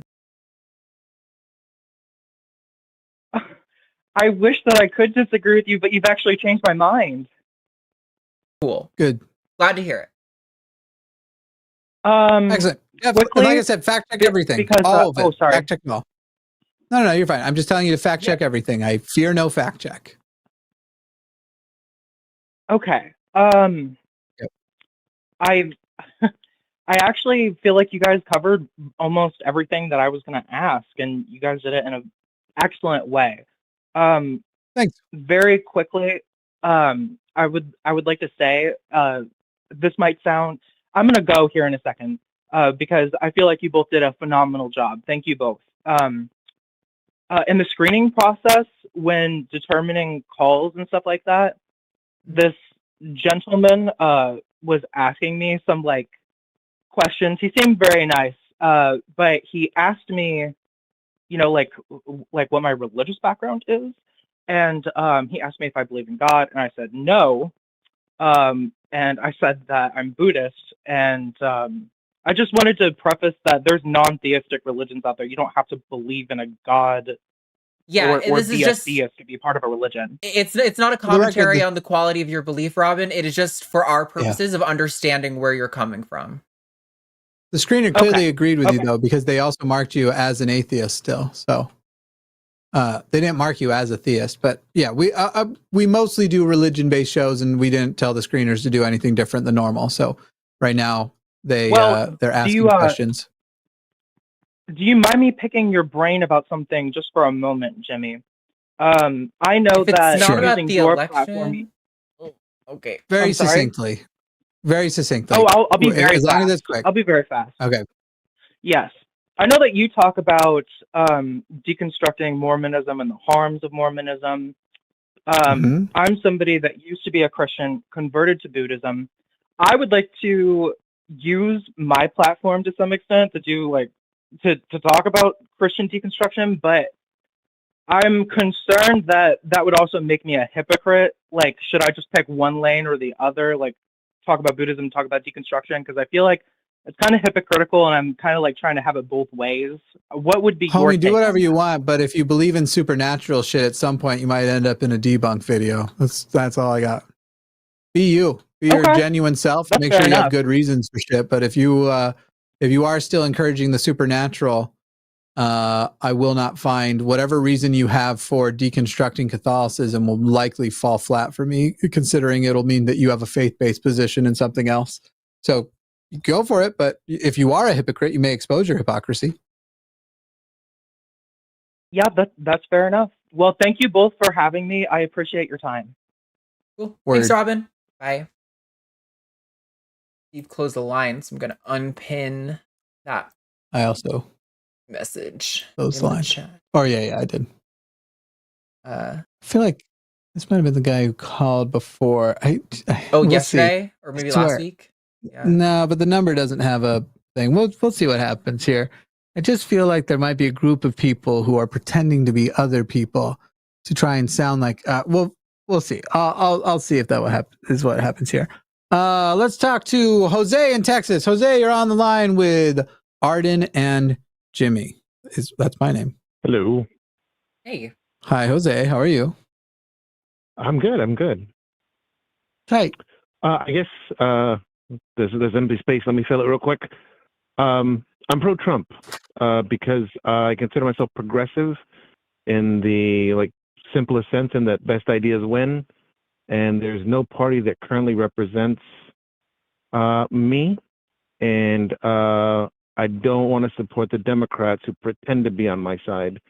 I can't blame the Republicans for what they are. They are what they are. Yes, you can. But you what can I find more you can always repulsive, blame thinking agents for the choices they make. You absolutely can blame them for what they are. But Jose, let's just get to the meat of it. You said you're a progressive in the sense that you think best ideas win. Fine, I'll run with that. What are your values? What are the best ideas, and what are the values that you feel are most important to you when deciding who you're going to vote for? I guess I'm a collectivist. I think that we come together for the benefit or the mutual benefit of everyone involved. And I want everyone to, I would like everyone in society to have a decent level of living. Right? What else? I'm a teacher, so I guess I'm for knowledge and lifelong learners. Okay. Do you have any other things that you want to say are the things that are important to you when deciding who to vote for president? Are you pro-choice or pro-forced birth?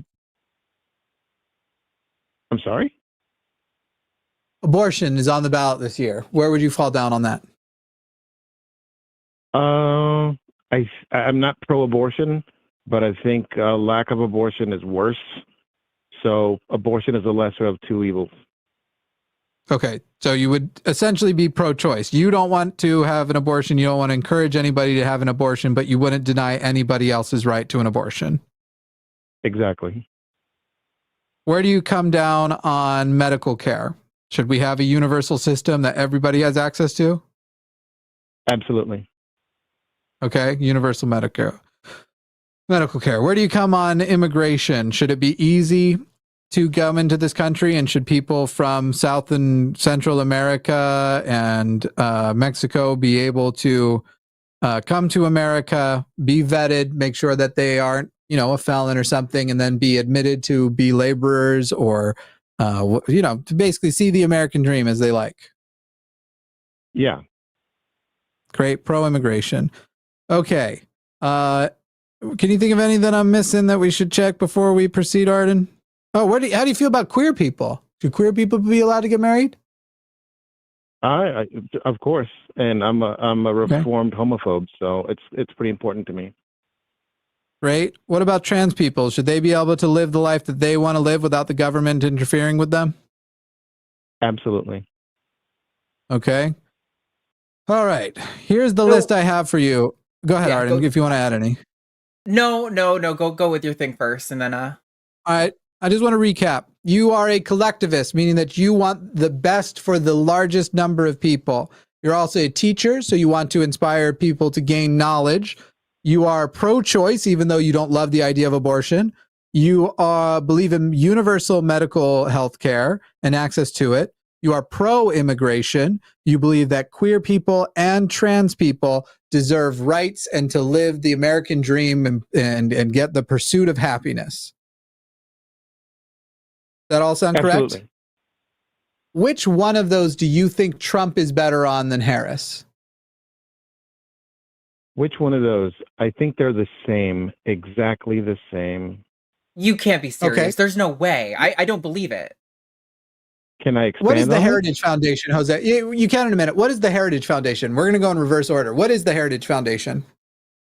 It's a conservative think tank that comes up with crazy ideas to promote their conservative values.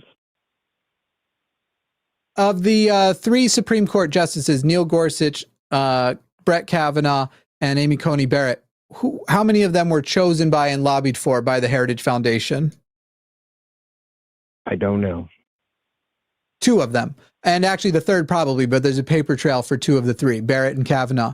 So you have 2 individuals who have come from, let's not just say conservative think tank. Would you agree that it's a Christian nationalist organization? Sure. How do Christian nationalists feel about queer people? I think that's a generalization, but I think on the whole they're conservatives. They want to maintain the status quo. They want to keep them as second-class citizens.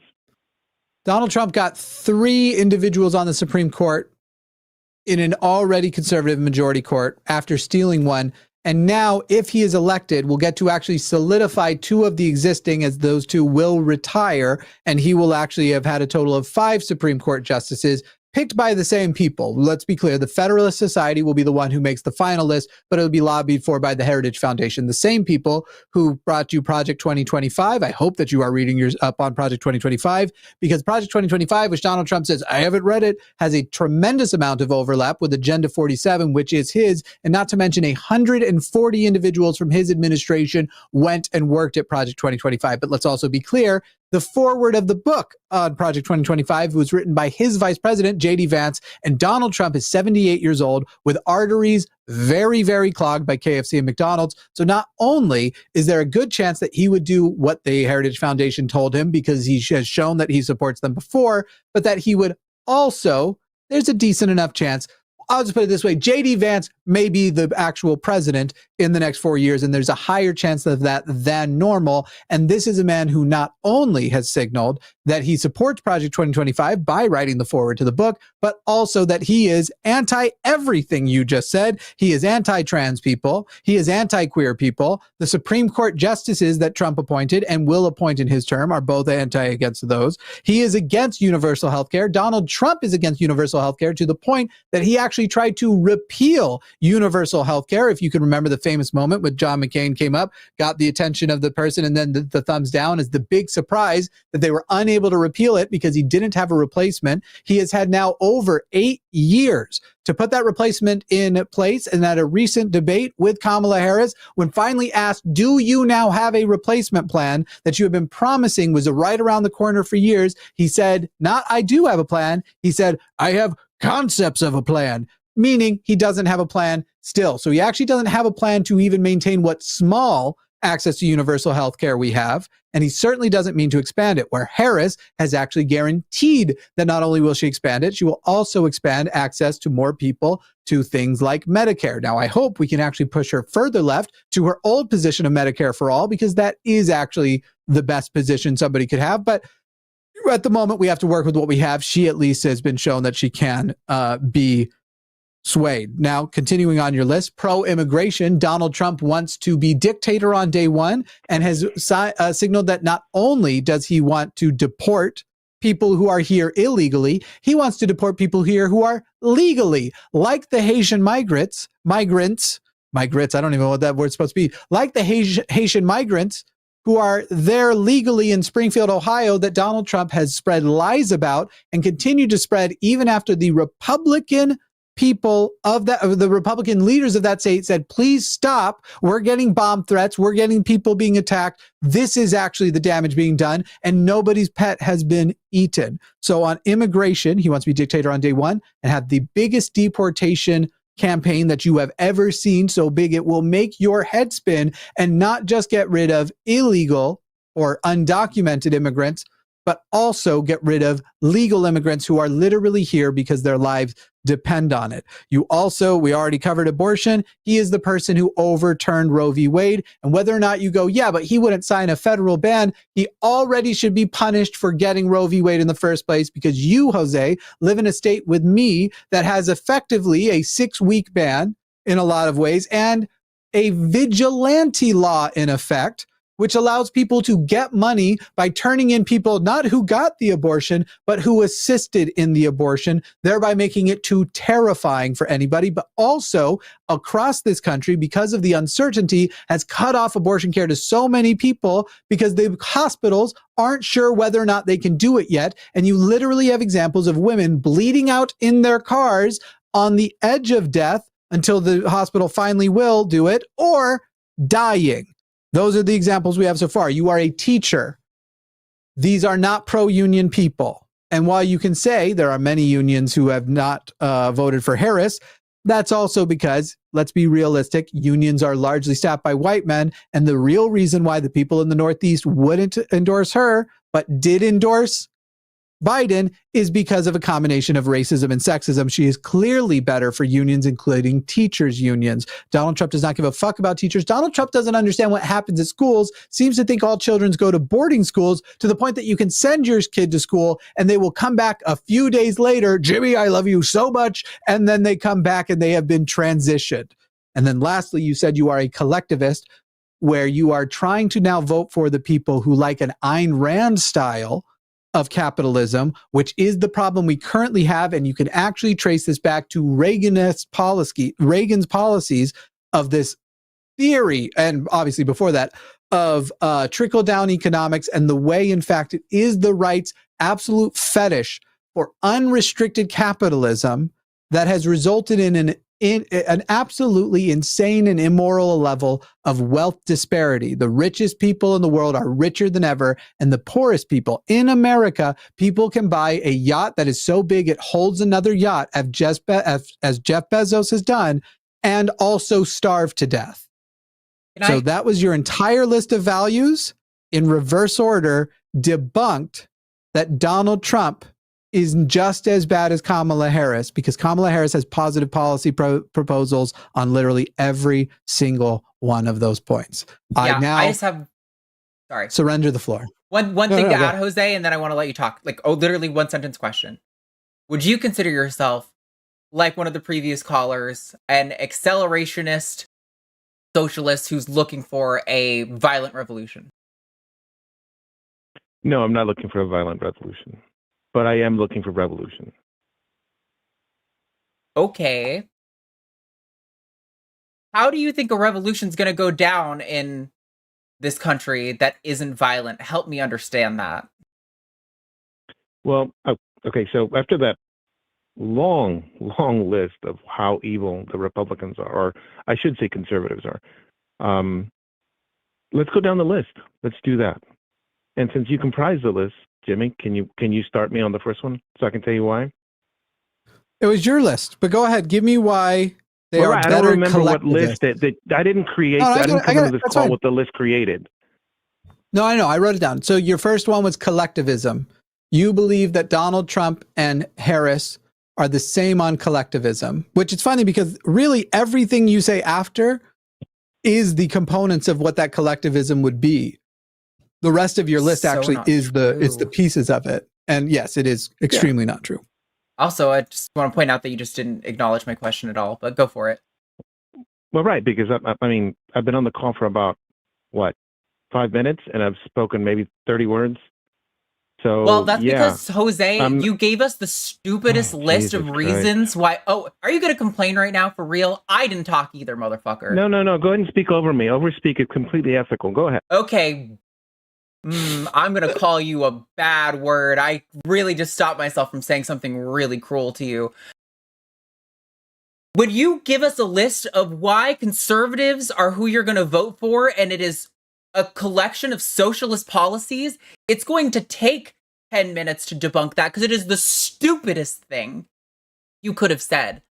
I am baffled that you are remotely personal serious. Attacks.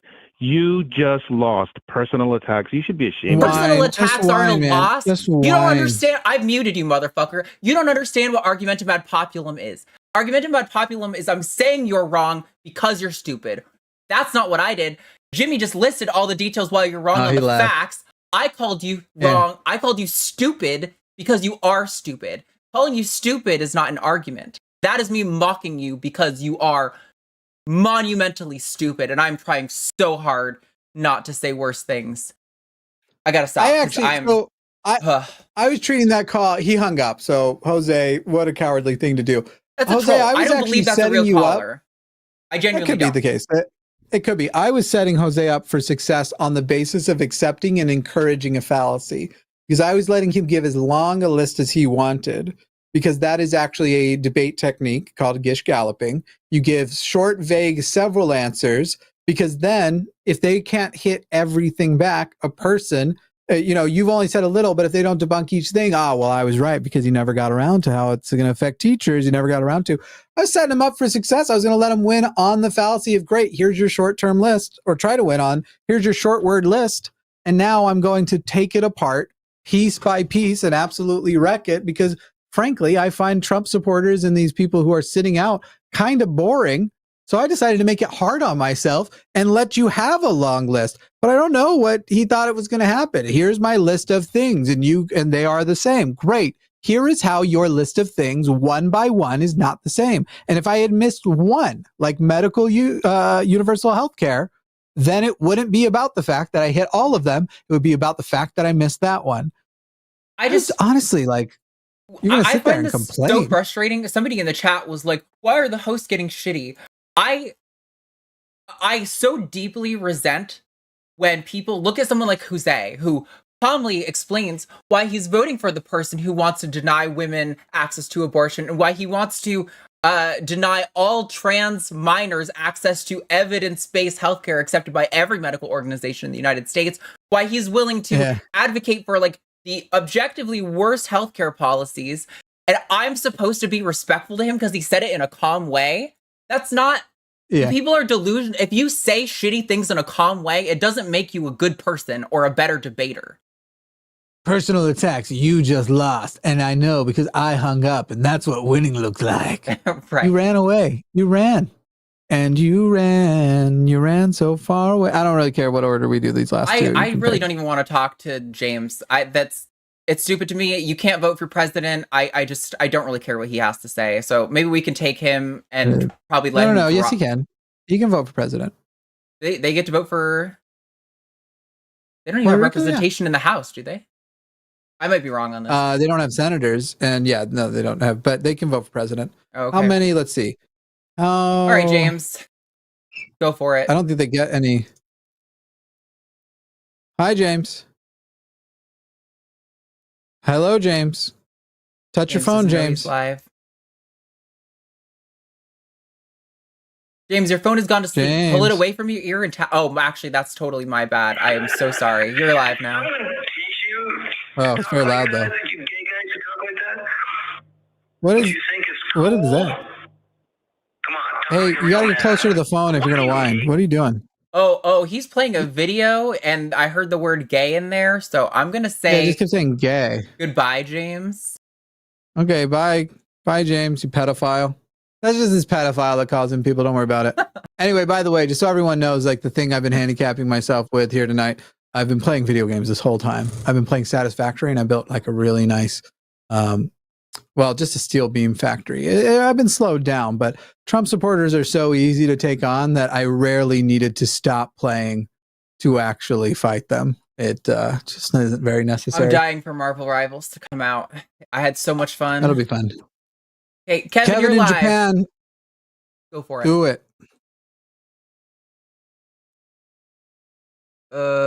Kevin, touch your phone. Hello. Can you hear me? Can you hear me? You're here now. Hello. Oh, good. Okay. Actually, you're right. Puerto Rico can't vote in the U.S. election. They should be able to, though. That sucks. Yeah, sorry, they should. An aside from before. Sorry. Yeah, that's no taxation without representation. Anyway, go ahead. Kevin. So my question is, at what point do we stop voting for the lesser of two evils? But never. So my friend. Well, here's my issue. I'm pretty far left. Don't like Kamala, but definitely better than Trump. Clearly. Yeah. No one's asking you to like her. So yeah, okay, we vote for Trump. We vote for Kamala this time, sure. Mm-hmm. But when the Democrats continually have Obama be the porter in chief and drone striking people overseas, when we have war criminal. Biden pushing the immigration bill that you, like you said, is the most conservative immigration bill. Extremely cruel, a very cruel immigration bill. Yep.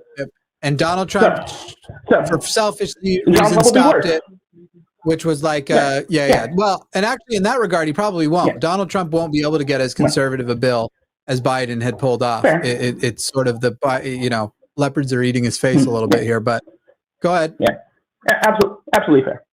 So my question is, all right, so this election season, the choices between someone who supports genocide and someone who supports genocide and wants to take away gay rights and wants to take away rights for the trans community, wants to take away rights from women. Trump's worse. And let's also not ignore the fact that the genocides they support are of different sizes and have different limits, and that actually matters too. So it isn't really honest to just suggest equality. But I think your question is, how long do we keep doing this, and how long do we keep voting for the lesser of two evils, right? It is that. You become. It starts to feel like you're Charlie Brown and Lucy in the football. Yep. And the answer is, as long as those are the two choices, as long as we have only the lesser of two evils to pick between, we pick between the lesser of two evils, and we stop sitting here and not acting like reality's happening in front of our goddamn face, and not acting like Biden wasn't the most left-leaning, not leftist, but the most left-leaning president of the last, since fucking FDR? That actually we are making progress, that there are actual people who get to have the label socialist next to their name, who got to be competitive in a primary within which they don't even belong. I want Bernie Sanders as president much more than these other people, but he's not a Democrat, and he got to be competitive in the Democrats' primary. It's no wonder they did shitty things to knock him out, because that's just kind of how it works. So we're literally seeing progress, and we're now seeing inclusion. Things are getting better, and if you can fix it within democracy, that will be better than if you don't do it within democracy. And if we are sitting here going, no, we're going to let the system fall to shit, what you're describing is creating a vacuum. And I am not aware of a time creating the vacuum turned into a successful socialist utopia, but I'm aware of a lot of times that it turned into a shitty fascist regime. And so I don't even understand when people, I get it, but also, how fucking privileged it take to go, how long are we going to wait? How about our fucking ancestors who didn't have rights? How about the people who were fucking activists who were working their asses off, who died never seeing the country that they were literally working to build, working toward? Whatever version of socialist there is, there are socialists who worked until the day they died to see a socialist world and kept working even when it became clear it wasn't going to be the one they live in. But we sit here and go, but if it's not going to be by the end of the next presidential election, maybe we should let the country burn. Maybe we should let more people die. And maybe we shouldn't be so worried about the women, the trans people, the queer, basically everyone that isn't a cishet white penis. We shouldn't worry about all of those people and the consequences of not choosing the lesser of two evils, especially when within the lesser of our two evils actually has quite a bit of good. I can't point to quite a bit of good in Trump at all. At all. Like I'm trying to think of what the good things are. He'll keep the fucking trains moving? Again, a fascist term, an authoritarian term. I got nothing for you. No way to relate to this, Kevin, because I don't spit on the fucking graves of my ancestors who worked harder and never saw the country that they wanted to have, but knew it was still worth fighting for till the day they died. I'm not an accelerationist. I do not think that I don't think accelerationism will help anyone. It only will get, the most marginalized people hurt. Great. So which one, two of them, whoever gets it next will probably get at least one or two Supreme Court justices. They may be of their own party, but that is consequential. If Donald Trump gets in, his Supreme Court justices will solidify the makeup of it for a much longer period, unless we get Supreme Court reform, and will solidify that you will not be able to have significant socialist progress, which, by the way, is already being fucked by his last time, not by the presidency, not by the Supreme Court, by the immense number of federal justices that he and Mitch McConnell got in the back room and jerked each other off until all they could see was a bunch of terrible federal judges like this one that clearly is working into his benefit in Florida and just totally shitting all over democracy. And the fact of the matter is the next 4 years will be the same. The things that are going to prevent progress more, and we barely even talk about this, but more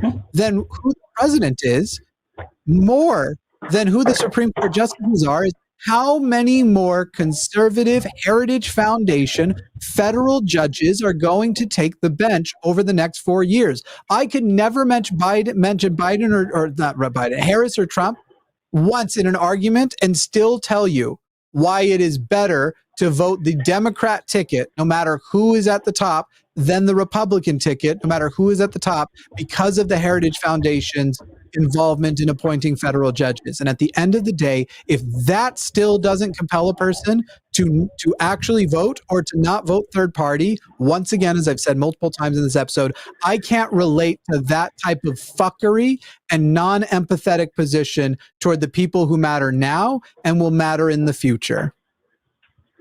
Can I take a second to clarify my point? I'm go for it. Not, like I said, not an accelerationist. I got you. Yes, we vote for Kamala now because Trump is a looming threat. My question is, excellent. It seems to me that I often find myself frustrated with the Democrats for what seems like they're chasing the right. Me too. And if they keep doing that, I feel like we're eventually going to find ourselves in a position where we're now choosing between the Republicans who want to, institute outright fascism, kill everybody, and the Democrats who want to institute fascism light and kill some people. And Kevin, when are we going to say? Honestly, though. Kevin, frame what you just said honestly. Yes, they chase the right. When? During election cycles. They run more moderate. Look at Obama. Obama tried to run moderate. Actually, it was the times that he broke from the progressivism that made his first victory so significant, or broke toward progressivism that made it so significant.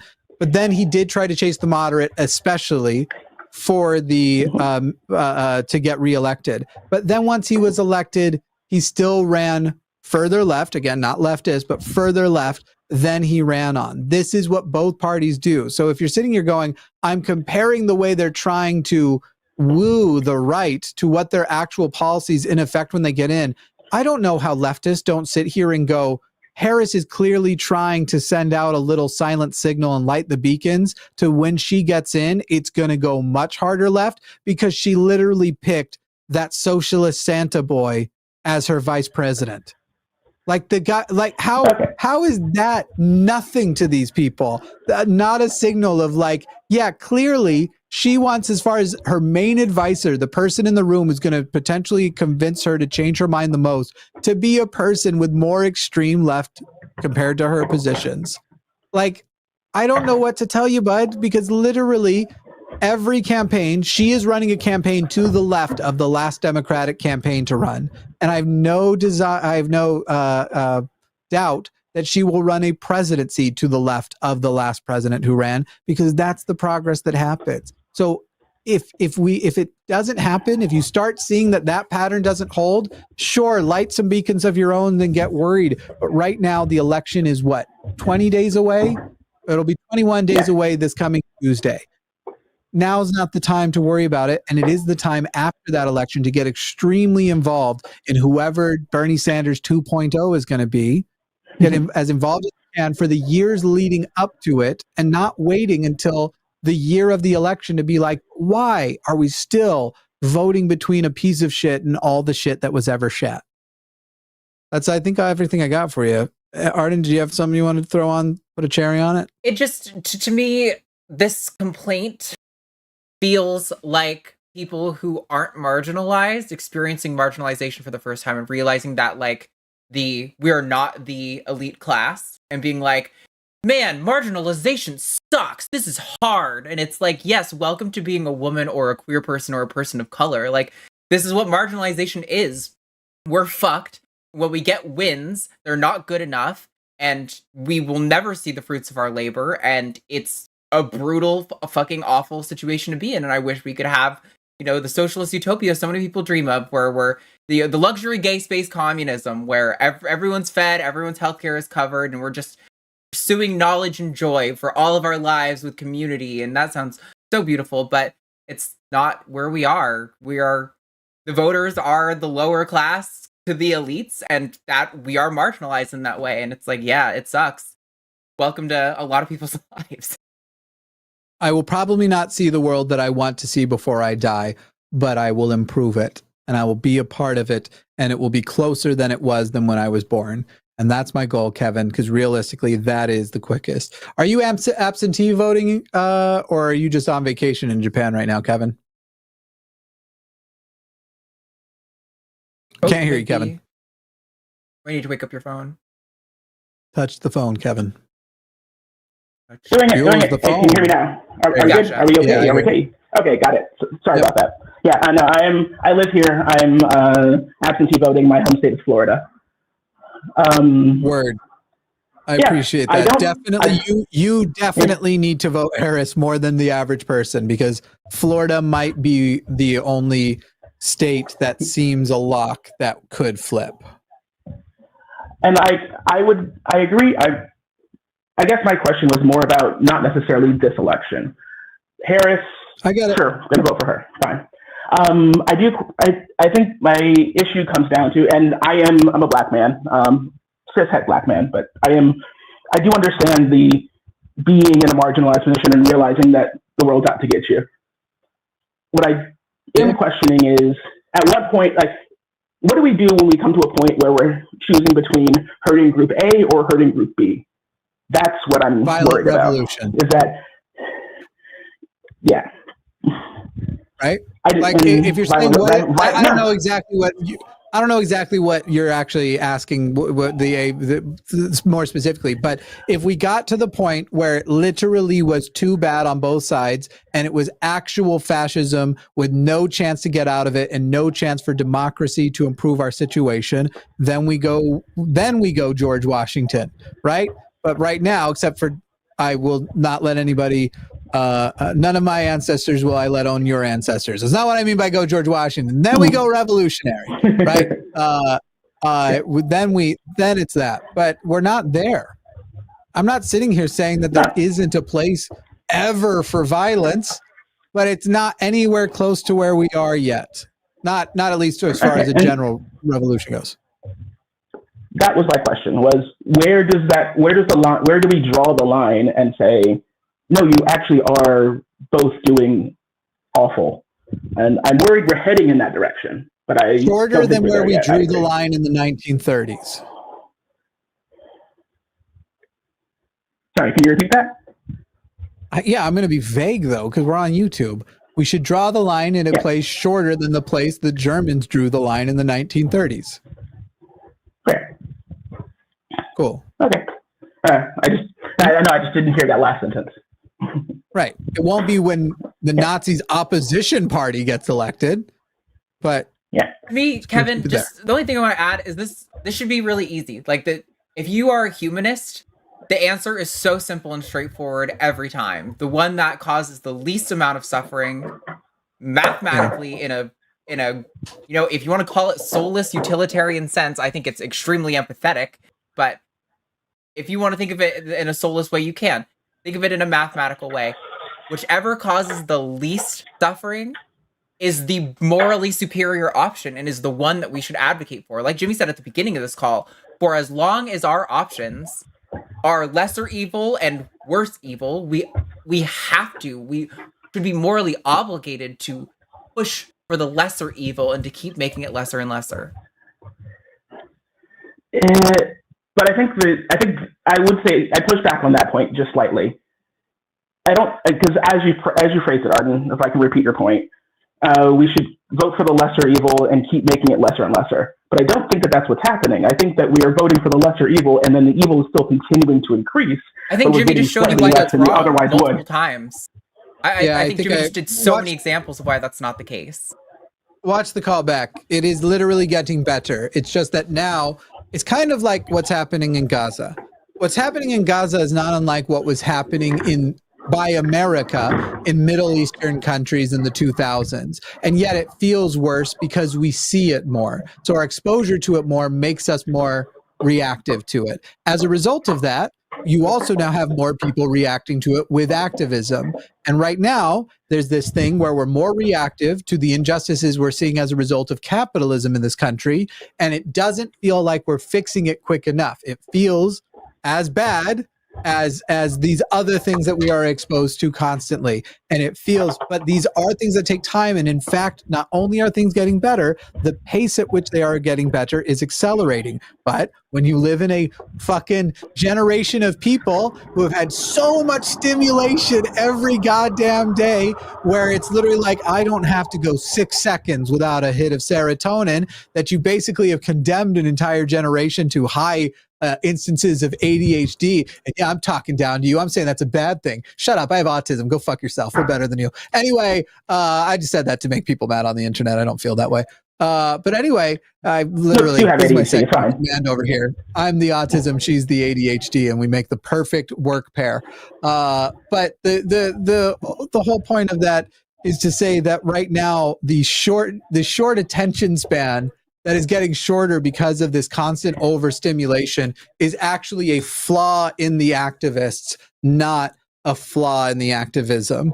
And we got to stop letting that fucking shit make us, oh my God, I realized today that all these injustices existed. And if they are not ready, they are not fixed by the end of the week, I'm ready for the whole system to fall. I know you're not an accelerationist, but it's sad, that level of cynicism, because these people can't actually do the math and look at the progress that is being made. And by the way, Kevin, let me tell you, I am looking forward to the election being over and Harris winning, so that I can spend the next 3 years talking about how much the fucking Democrats suck and how much they have not lived up to. You can see it on this channel. There are people who work here at this channel who thought I was being too big of a dick to Biden, because that's immediately what I started doing. But then when the year of her re-election comes up, if that's who we end up with, you're going to see me shift and tell people, if it's her versus Trump Jr., to shut the fuck up. Take care of us for the moment. No, don't literally shut the fuck up. Vote for her while telling her, if you want our support and you don't want us to interrupt and disrupt and make you look like shit for the next 4 years, here's what that's going to come and look like. But once the election's over, if Harris gets it, promise you, you're going to see me go back to the opposite of a cheerleader. It slipped. Okay. Still here. All right. Yeah, I don't think I have much else to add. So thanks, guys. Hell yeah. We'll see you. See you later, Kevin. There's multiple people in chat who are like, well, I'm tired of voting for the lesser of two evils. Oh, baby, are you tired? Is it really hard for you voting for the lesser of two evils? I feel really bad for you. Why don't you just take a break off? Let Trump win. Who cares if women lose the right to bodily autonomy? Who cares if Trump, makes it where we can prosecute doctors for giving transgender healthcare to any trans person of any age? Who cares if we, round up immigrants, and when people don't want to take them in a deportation effort, we just put them in camps? Who cares? Because you're tired. I just, I hear a person say how they're tired of that, and literally the image in my head are like protesters just being like slammed by fire hoses in decades past, and I'm like, oh, are you tired of I have to get up, I have to go to the election place? Shut the fuck up. I know. This is my biggest problem with you people is that this is the height of your activism, that all you do is vote, that and nothing else. Like, or don't vote and brag about how you're not voting. To tell you the truth, like, there are people who I don't like that are not going to vote for, but I can at least respect them if their activism speaks for itself. And you're like a level of like, I don't respect the decision you're making, but fucking, there aren't a lot of them. And I actually can't think of one this election, but I can in past ones. But if, let's say Josie, who is not that way, but let's say Josie did that, I'm not going to talk down to Josie. Josie puts her fucking money where her mouth is. These aren't fucking people who put their money where their mouth is. Fuck off. Yup. Why does that look like you in the It is me, picture? because when people send a super sticker, our system doesn't read it, and so I have been in the habit of putting a chat in so I can get it into the system so they can still get credit. I thought it would be funnier. I wish it was That'd be funnier, something but funny. yeah, Jonna Funkhauser sent a $5 super sticker that was a pair doing a mic drop. Tight. Thank you. I don't remember. I assume that happened 9 or 10 times during that episode because I was on fucking fire. No, I'm just kidding. I had a couple of moments though. $10 from Rogue Show. Hey, Jimmy, sorry about not answering your question. I probably should have just said yes, but you pretty much corrected me on that. Thanks for taking my call. I will admit, I can actually remember me going, oh, good start to the show. My first question didn't get answered, but Rogue Show, I appreciate your support. You're a good dude. $5 from Eris 385. What? I was gonna say, remember, as humanists, a good, actually, we're all line people. We're like linists. We got to get something, or like liners, something even shorter. Welcome to, okay, it's because we're all liars. Remember that the good people are the people who give us money. It would have worked more if you hadn't been doing your job and started doing the next chat. It would have stayed connected. Now it just sounds stupid and random. Yeah, and weird. I'm so lost. I'm sorry. I'm tired. I've had a super long day. $5 from Eris 385. Top GOP donor Sheldon Adelson's widow has been getting Trump to allow Israel to seize the whole West Bank after donating to his super PAC. Yeah, this is why it's so frustrating when people are like, they're the same. Like, just because two bad outcomes are bad doesn't mean they're the same. Like, it's so myopic. It's so essentialist. It just... Yeah. It feels like these people have no critical thinking skills. I can't tell you how many chats I've seen while we were having those calls being like, nope, they're both evil. Nope, I'm voting for Jill Stein because Harris is evil. It's like, okay, you have... I mean, realistically, those probably weren't actual subscribers. Those were Jill Stein supporters who this is what they do at night because they're fucking dumb. Like, a vote for Jill Stein is actually dumb. And you're dumb if you think that she's a good idea. You know what's funny, too, is when you say no difference, I can actually... It's easy to contemplate that if Harris wins, the West Bank will not get, it's not going to be great, but it's going to be roughly similar. It's also easy to conceptualize that Donald Trump would allow them to go full Gaza in West Bank and encourage them to do so. Why would you stop there? Get the whole thing done, get over to the West Bank. And even though there is no real threat there, there is no Hamas in the West Bank. You have to make sure they're not going to be there. You got to preemptively kill all the people. Otherwise, Hamas might move there. But then again, we're talking as though these people that we're pissed off about actually know any of that. They don't know fucking shit about what's going on in the region. That's what's they didn't have a position on it until October 7th happened. And then their favorite streamer, who, by the way, if it's the streamers, I think all of those streamers are voting for Harris. And I think most of them, I think, will actually admit to that in the days leading up to or maybe they won't because they don't want to lose. Maybe their fan base is more important to them. I think the one particular streamer who fits into that category probably won't because he's got a complete audience capture. A lot of our audience loves him, but I can't stand the guy. He's so fucking stupid. There's like 3 people that could be. You know who I like? I'm talking about Hassan. I'm talking about Hassan. I like that. Yeah. I actually think Hassan will announce that he's going to vote for Harris, and he's going to say, "Look, this is what we have to do." I actually think he will, but we'll see. And I will say, you dislike him. I'd say I have no feelings about him, and so mine I feel like is less tainted. But my problem is he did a trans debate, and he did such a bad job. It's one of those times where I'm like, you actually made the cause look worse by being so stupid. He shouldn't do. Yeah. He should stay off he thinks that because he has this level of like, this isn't a real problem, so shut the fuck up. Why do you care? Which is a fine enough attitude to have, but not if you're going to represent a side. He can be real dumb on stuff like that. Yeah. I think I like that Sam Cedar. We should see if Sam Cedar wants to come on the line. Everybody just start, people, I don't know if you watch Sam Cedar, and you do super chats over there and they read them. I'm not quite positive if they do or not. Start bullying them. Start telling them to, hey, the line wants you to have Jimmy Snow, the owner of the line, was saying he'd love to have Sam on the show. I actually like the whole crew over there. No, not the whole crew. I like the crew that I'm aware of. I don't want to say whole crew and then find out that one of them is like a fucking map defender. Yeah, I think I've liked who's the girl that's on with the woman so is on with Sam Cedar all the time. I think she's done a lot of pro-trans advocacy. So sexist, but I Done a can't pretty good remember. job. I'd probably remember her name if she was a man, but I can't remember. I just thought Read I'd the top fucking your super chat. sexism. Come on. You were sexist, so I thought I'd go more sexist. Monkey at typewriter. Non-voters missed the origin story for Spider-Man, but when the guy with the bad hairdo clips your uncle, then you'll learn about great power. I have a great hairdo though. When it hits close to home, that's when you start to care. But I mean, we've had right. trans people in the audience call in talking about how they don't want Harris because she's voting for genocide, and I'm like, I'm a vigilant. I don't know how to say it, but yeah. It literally just they don't want to hear it from me with my white penis, but my cis white penis, but I will say it to a trans person, then you have more privilege than other trans people.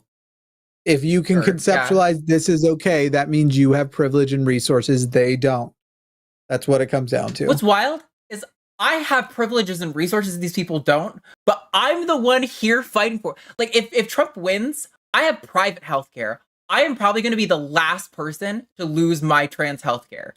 I pay out of pocket for my healthcare, but I'm the one that's here fighting for this. It's so frustrating. Like, and we have a platform where if we had to get you or any of us out of, we could crowdfund you as a refugee out of here if things got bad enough, because we have a platform, and yet we're still sitting here going like, we actually give a fuck about the people who aren't us.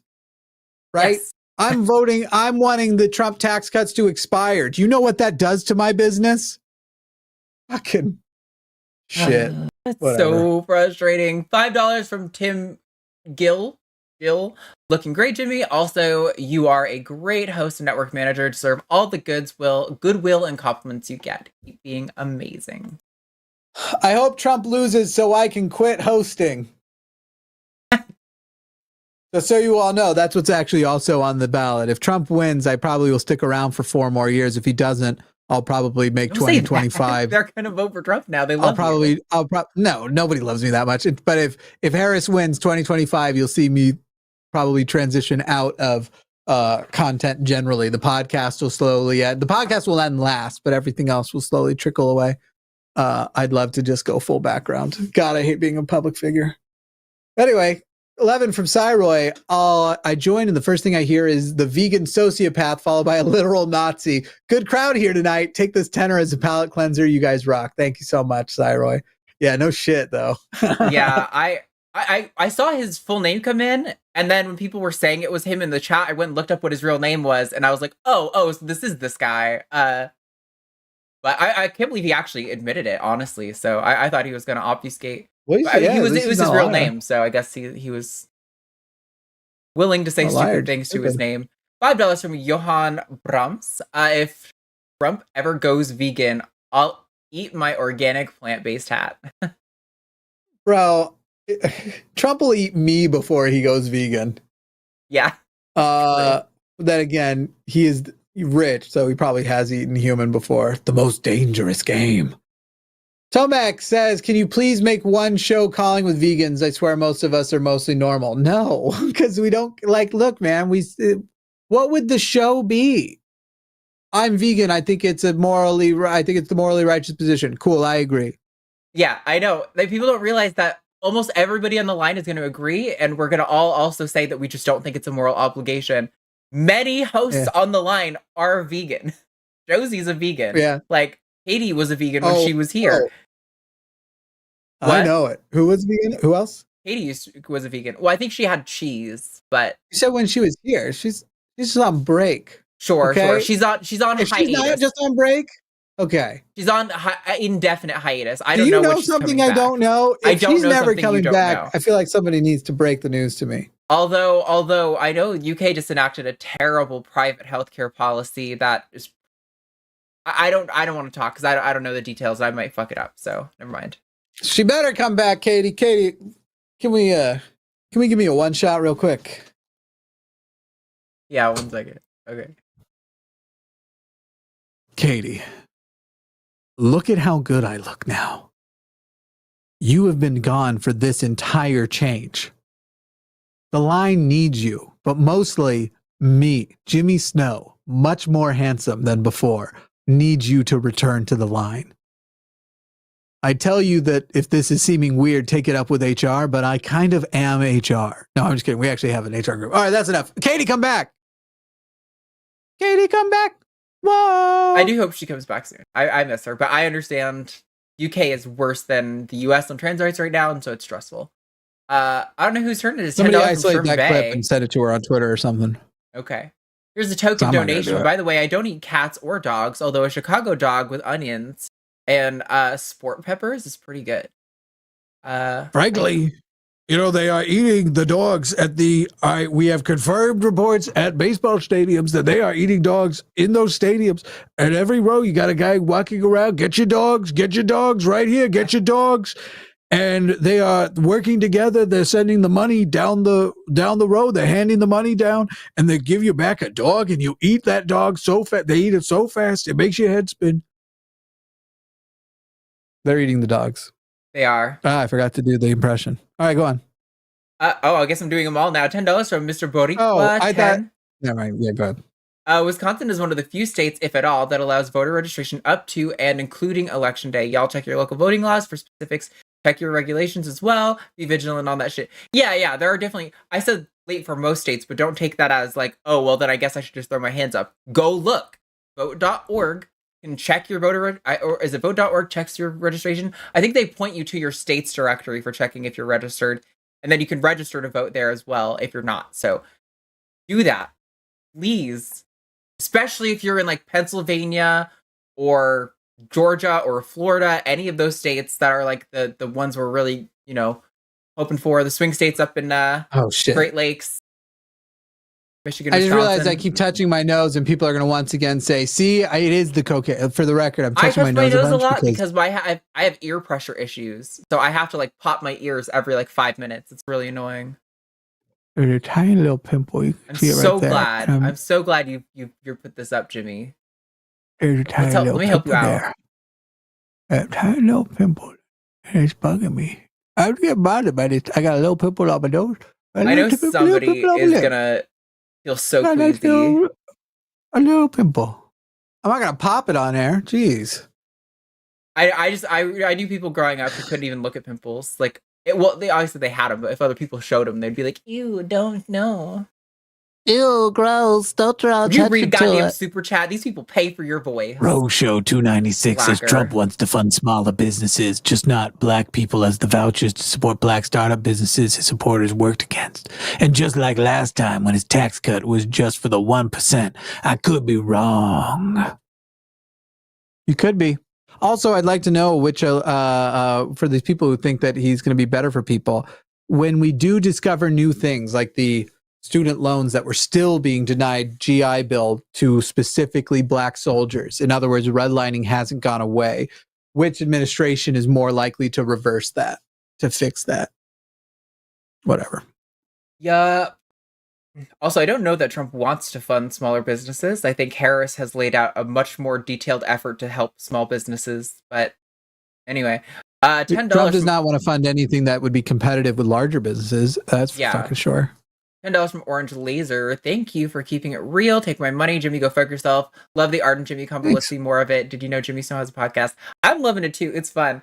I always default to one of the big boys of the channel, Forrest or Matt, because it's good reviews. They like to argue, whatever. But I enjoy doing the show with Jimmy. It's a lot of fun. I love you, man. Thanks. Aw. She is paid to say all of those things. That's true. Like, what was she gonna do? Shit on me? Anyway, do you think I would shit on you to your face? Come on. Not on air. You know better. $38 from Rogue Show 296. Also, I hear the talking point about Kamala and how groceries and home insurance are too expensive. How do I deal with that? I mentioned groceries earlier in the show. Yeah, we talked about inflation a few of the times too, but literally Donald Trump's policies literally deregulated what you could essentially just say is corporate greed and exploded the deficit and added tariffs, making the cost of goods more expensive. It is a direct result of his policies. The reason why that actually may have happened under him, except things got delayed because of what happened with the pandemic, where everything kind of froze because no one knew how to react to it. Though, let's all remember, even if you could say the average price of what was on the shelf wasn't going up, y'all remember these black markets for toilet paper? Yeah. No one? No one remembers the toilet paper black market? All right.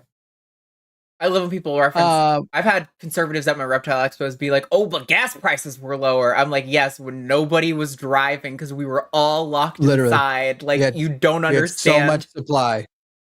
It's they want him for his economics, but they don't understand how economics works. It's so frustrating. By the way, climate change is part of why home insurance is going up. You all know that, right? Because these companies have to support the states that are now in danger and have things like Florida going on. And so literally the people that are, you're literally funding that shit. And so if they would actually get their shit together and do something about climate change and also increase the amount of individual homeowners, therefore increasing the number of home insurance participants, home insurance participants, that would also bring the cost down because you would have a larger fund. It's literally the opposite.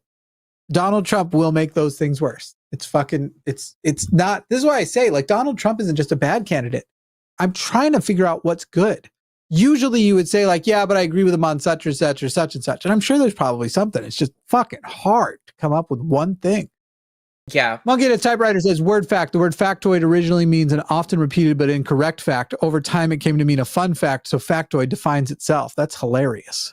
That is pretty good. And cyclical. 11 euros from Thyroid. Just agree with you there, Jimmy. Russia will hit Moldovia. Isn't it Moldova? Moldavia? Yeah, I thought it was too. Yeah, Moldova. I think it's spelt wrong, but first before any NATO countries, as they're in the same spot as Ukraine, being ally-less whilst also being weak and small. It could be true. Perhaps. Yeah, I mean, it will be a small delay, and we're not going to. I don't think you would see the same support, especially with Trump in office. I don't think he'd have to hit it. Moldova would just have to go, all right, well, let's fucking figure out what we're going to give Russia.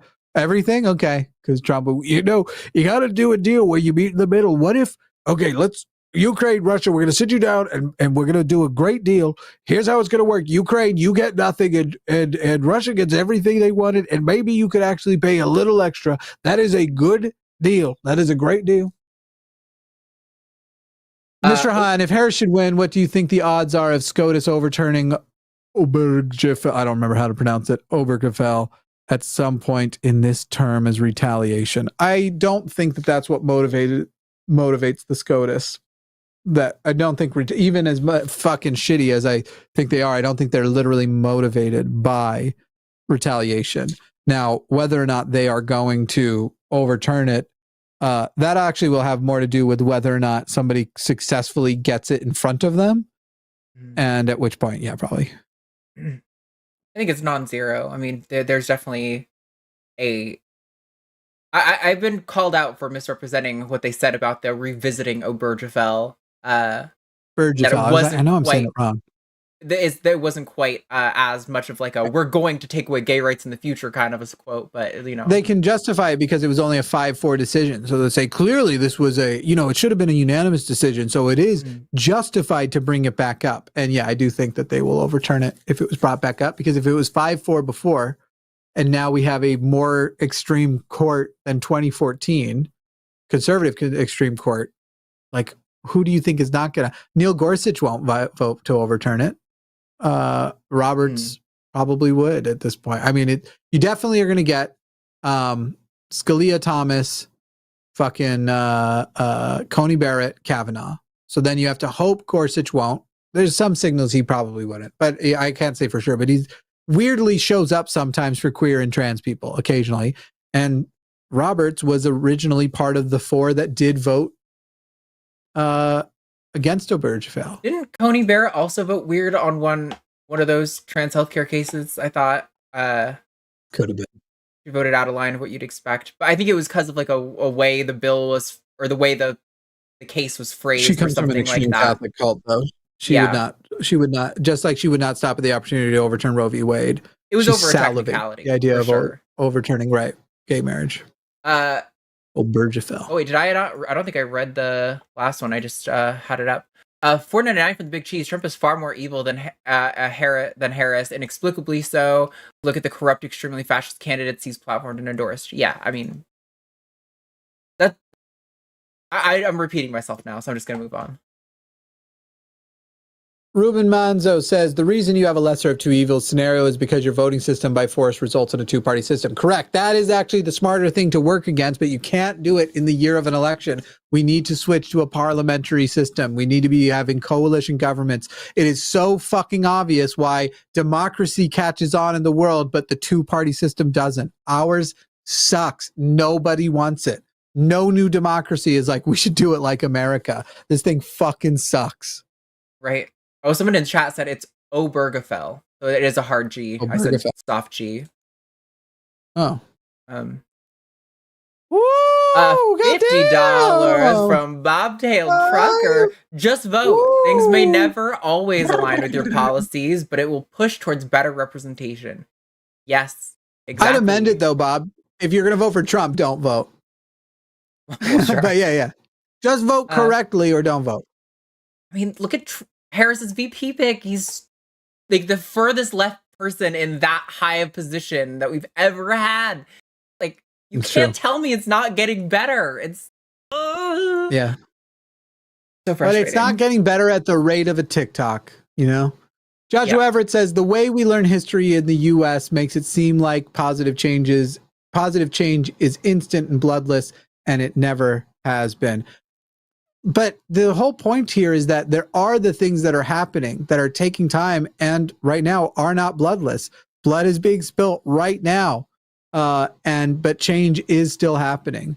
But also it's easy to look back and go like, well, bigger change happened here, and here, but none of them again resulted in now you suddenly had the utopia. The vacuums got filled by worser people, and it's not worth the risk. And the incredible loss of life to accelerate a giant need for a violent revolution. That, by the way, right now, we are also not poised to win.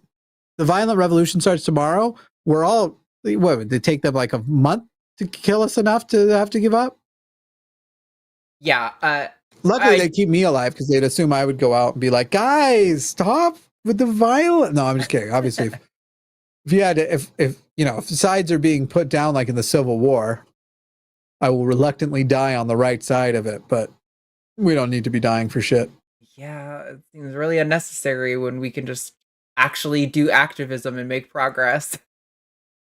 Yeah.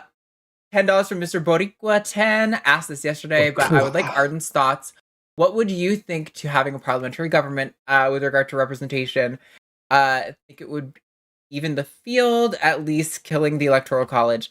Yeah, definitely down for killing the Electoral College. I mean, how many of the last Republican presidents have lost in the popular election but have won the Electoral College, which is like viewed against progressives and Democrats? Definitely down with getting rid of it. I can't say what I think a better system would be because I'm not super educated on what the differences of a parliamentary system are. But Jimmy one of the says people he likes I owned tonight, cool. I don't know which one it was, but it was clearly one of the assholes that I fucking owned up and down the hall, shot an email from one of those Proton emails. So I just got the email. Hi, Jimmy. Or what was it? Subject line was hi, Jimmy? Was it just yeah, QQ? subject line, hi, Jimmy. And then the sentence is, you have bitch tits. I love that for him. That's beautiful. Word. Titties are getting better looking every day. I was expecting it was going to just be QQ in the subject line. Why are you looking at my tits, you fucking freak? $5 for Monkey on a Typewriter. I won't stand for this ADHD slander. Fellow ADHD sufferers. Sam, wait, did I close my windows when I left this morning? These shoes are weird. No, you can assemble the Avengers. They'll all get your ADHD Avengers together, and they'll all arrive 2 hours after I've already left because I got there on time. Yep, I feel you so hard, Monkey a Typewriter. I'm really hoping my doctor started me on clonidine. I'm really hoping it works out way better than Strattera. Strattera apparently I didn't realize I had POTS until I started taking Strattera, and it made it so much worse. But I feel Arden should have laughed at my joke. It was excellent. That was manageable. Sorry. See, the reason I didn't laugh at your joke is because I have ADHD and I stopped paying attention. Yeah. So that's Yep. you know, $5 from Monkey a typewriter. I- You can select X or Y. One of them is definitely going to happen. One is objectively worse. Why is this fucking difficult? Sigh. I'm calm. Yes, I feel ya. Ba-da-ba. You. Somebody said I find both your breasts attractive. I shouldn't call out Said that. what? I find both your breasts attractive. I shouldn't call out that comment because it got muted by the mods, but don't say stuff like that. But it's a little bit funny. I laughed, so. I'll tell you this. In my entire life, I've never sent a shirtless nude until last week, so. Hey. I've also never been, this is still true. I will figure out when and where I want to change this, but truly in my entire life, except for perhaps as a baby, my entire conscious life, I've never been fully naked outdoors. Ever. Not once. I did once when I was high on acid. Just the one time? Never done it. Yeah, I think just the one time. I mean, maybe when I was a kid. We went camping a lot when I was little, but I feel like that doesn't count, so. No. I had that Mormon modesty. $10 from Hedonista. Democracy has no endpoint. It's an ongoing experiment. It's our civic responsibility to participate every time. Word up, Hedonista. Yep. We have more we got? $5 from SJL. The only reason I was against Biden dropping out was because I thought it would give Trump a boost. Very happy I was wrong. Yeah, a lot of people felt that way, and I kind of get why. I was definitely nervous about him dropping out because, well, I was like, I would rather have Harris than Trump or than Biden. Who knows how that's going to go? Luckily, it went about as well as it possibly could have for a transition like that. But I also think Biden's actually kind of gotten worse in the last few months too. And so, like, if you saw his press conference the other day for the hurricane thing where he sat at that little tiny desk, well, I don't know why'd they give him such a tiny little desk. But anyway, he seemed as bad as he was the night of the debate. And so I don't think even if she loses the election, I don't think people are going to go, oh, I guess we should have kept Biden. I think we'll assume that Biden would have lost bigly. Yeah. Sorry.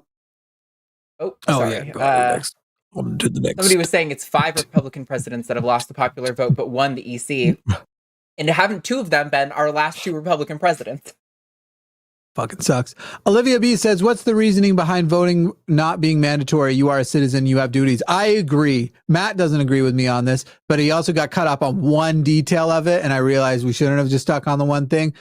It absolutely should be mandatory, like several other things that are mandatory in this country. Whether or not you actually cast a vote shouldn't matter, and that the burden of it being mandatory should actually be on the state more than the individual voter. Because if you make voting mandatory and the state is responsible for getting your ballot, it is impossible to voter suppress, and voter suppression is also a much bigger problem. So you should be required, just like you have to register different things and stuff, as a citizen existing in this country. You should be required to turn in a ballot, but it is your right to not fill out the ballot if you want. But by making sure everybody turns in a ballot, we know what percentage of people had some inability to vote, and we can rectify that. Whereas right now, we have no actual idea of what percentage of them are not. What's that? I said I'm waiting for him to bust down the door and be like, well, I agree with part of it, but here's my... Yeah.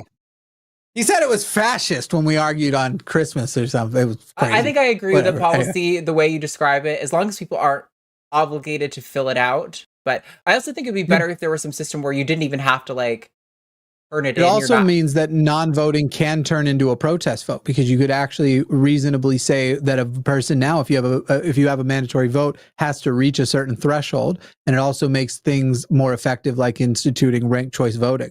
So you could actually have a real protest vote with a system in place if neither of them get the adequate number of votes. Okay. He just said in chat, I don't disagree with anything Jimmy just said, but he says that's not mandatory voting, that's proper opportunity to vote. But let's not get lost in the debate. Let's finish these fucking super chats because I'm tired. We fought, man. We fought hard on this one. I don't remember if it was Christmas. I think it was New Year's. It was definitely after a long time on air together too, but it was our big one. People were mad because daddies were mad at each other. like 2 hours later is when you got mad at me for not having a New Year's resolution. You were like, "What's the point?" Come on. You're so Wouldn't have pissed been at me. No, I wasn't. I wouldn't have been actually pissed. But $5 in Rogue Weird Show. thing. I will challenge you to a Trump impression battle, Jimmy. Oh boy. That'll be interesting. Hipster Dof, it says, you're so patient, more patient than I am. How many primaries have you participated in, maybe? What third-party local candidates do you support? Put up or shut up. I have participated in every single primary, but if you're asking me to remember the names of the people I primaried for prior, now, this year, I think, did we have a primary in? I know I did vote this year because I remember how much I hated it because I was sick. But was that a local election? Did we do an official primary here? You know, there was an official we primary. must have, right? We had I think there was another I can't remember. election after it, though. I think we had special elections that I voted in because of illness. I think I didn't bother with the Biden one, with the Biden primary. But yes, I voted, and it was kind of one that didn't really matter. The primary matters so much. That less. one actually didn't matter. 2020, and also the alternatives weren't good. 2020, I primaried for Bernie Sanders. And I would at that time actually, that was because Warren was no longer really an option. I thought Warren was a more pragmatic approach. Basically, you get Sanders, but with a chance to actually run policy. But she had already lost her ability to win at that point. So 2016, sad. I also primaried for Sanders. I did a little bit of campaigning for Warren. I went during her campaign. I loved her. I thought she was, like you're saying, she's like Bernie, but actually potentially electable. And it was really, I got to hug her at a rally. It was really sad that she lost to me, but she just got so decimated in the primaries. I can't remember if I actually voted in the primary in 2008 because I might not have been allowed to. It might have. No. It happened after. I think it happened on my birthday. What day does Wyoming have its primary? Because I think my birthday might have been Super Tuesday that year, but I don't know if they are one of them. But anyway, I turned 18 the year of the 2008 election. And I don't remember if I voted in the primary, but I know I supported someone other than McCain because like I said, I was conservative back then, but I don't remember who. And then in 2012, I supported Obama, both in the primary and in the election. So basically, all of the ones I could vote in, I have voted in. $5. Emery King says I missed this show, but I like the super chat portion. Anyway, love you both. Here's another $5 in hopes of the argument I didn't get last night. What are we going to argue about? I don't know. I'm going to gets mad at me sometimes. And Jimmy is too verbose. Stop being long-winded, Jimmy. Shut the fuck up, Jimmy. What channel do you think this is? Not a channel for long-winded people. Somebody said, did she smell like a grandma? Elizabeth Warren's smell did not leave an impression on me, so I couldn't tell you. I don't like meeting people in person like that because my brain can't help but notice the height differential. And I don't want to know how much shorter than me a lot of people are. I'm quite Elizabeth tall. Warren people was kind of tall. Like she's like, was she? Maybe slightly above average for a woman. She was like, I didn't have to lean down that far to hug her, I remember. So we're not talking about who's tall enough to be president. Just kidding, actually. I bet Trump does say shit like that. Homespun Cover says, did you see JD actually said yes to Trump won the 2020 election today? He didn't give a damning non-answer this time. Yeah, I haven't changed at all. I've been saying for a long time that this is not an impression of him. I haven't even begun working, but I've been saying a long time that there have been discrepancies, that it's good to, and now he's actually apparently gone full big lie. Fuck these people. They don't deserve to be president or vice president. I did see an interview where he tried really hard not to. Sorry, go ahead. I wasn't a Ron Paul conservative for the person who said they think I voted for Ron Paul in 2016. It probably would have been, man, I hope it wasn't Newt Gingrich, but it might have been Newt Gingrich. Julia Scala says, I'm still voting for the third party, Cornell Williams. I'm a Republican in a Republican district, and my vote wouldn't have counted because good is the enemy of the great. Except for that, there isn't where are you that no vote goes by popular for your state?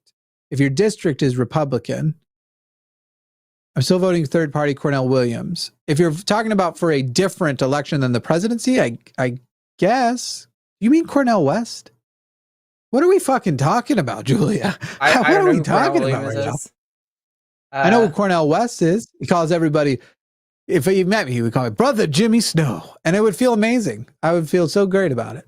Julia Scarlett in chat just said in Florida they took our primary away, so I'm guessing that Julia's in Florida.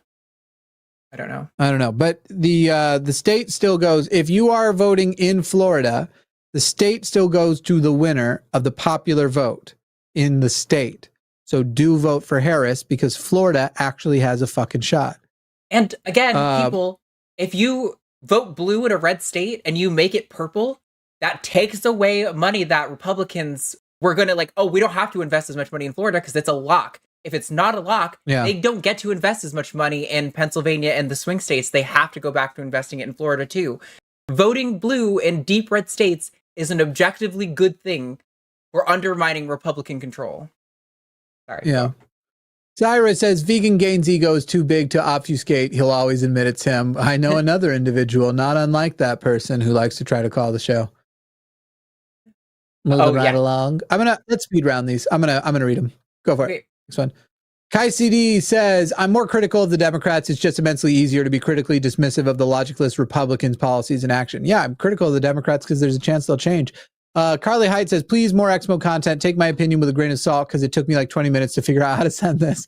That's part of the future. That's actually going to happen. Hipster Dolphus says, I would like corporate subsidies diverted to small businesses to be compliant with regulation. Small businesses are often exempt workers at small business suffers. Small business to be compliant with small are often exempt workers at small business suffers. Basically, I think they're saying that a lot of these corporate subsidies actually small businesses don't qualify for, and we should actually take the subsidies away from the larger corporations and pretty much exclusively give them to the small ones. Jeff Cochran says, can someone please recommend a scary movie? I don't like scary movies. I don't really watch scary movies either. I have enough anxiety in myself. I don't need a movie to induce anxiety further. Apparently there's going to be a sequel of I Am Legend, so maybe go back watch the first one. Demzing says, Arden, instead of resting bitch face, you have resting nice face. You always look so happy. You're okay too, Jimmy. No, she does not. She doesn't have resting bitch face, but I promise you she doesn't always look happy.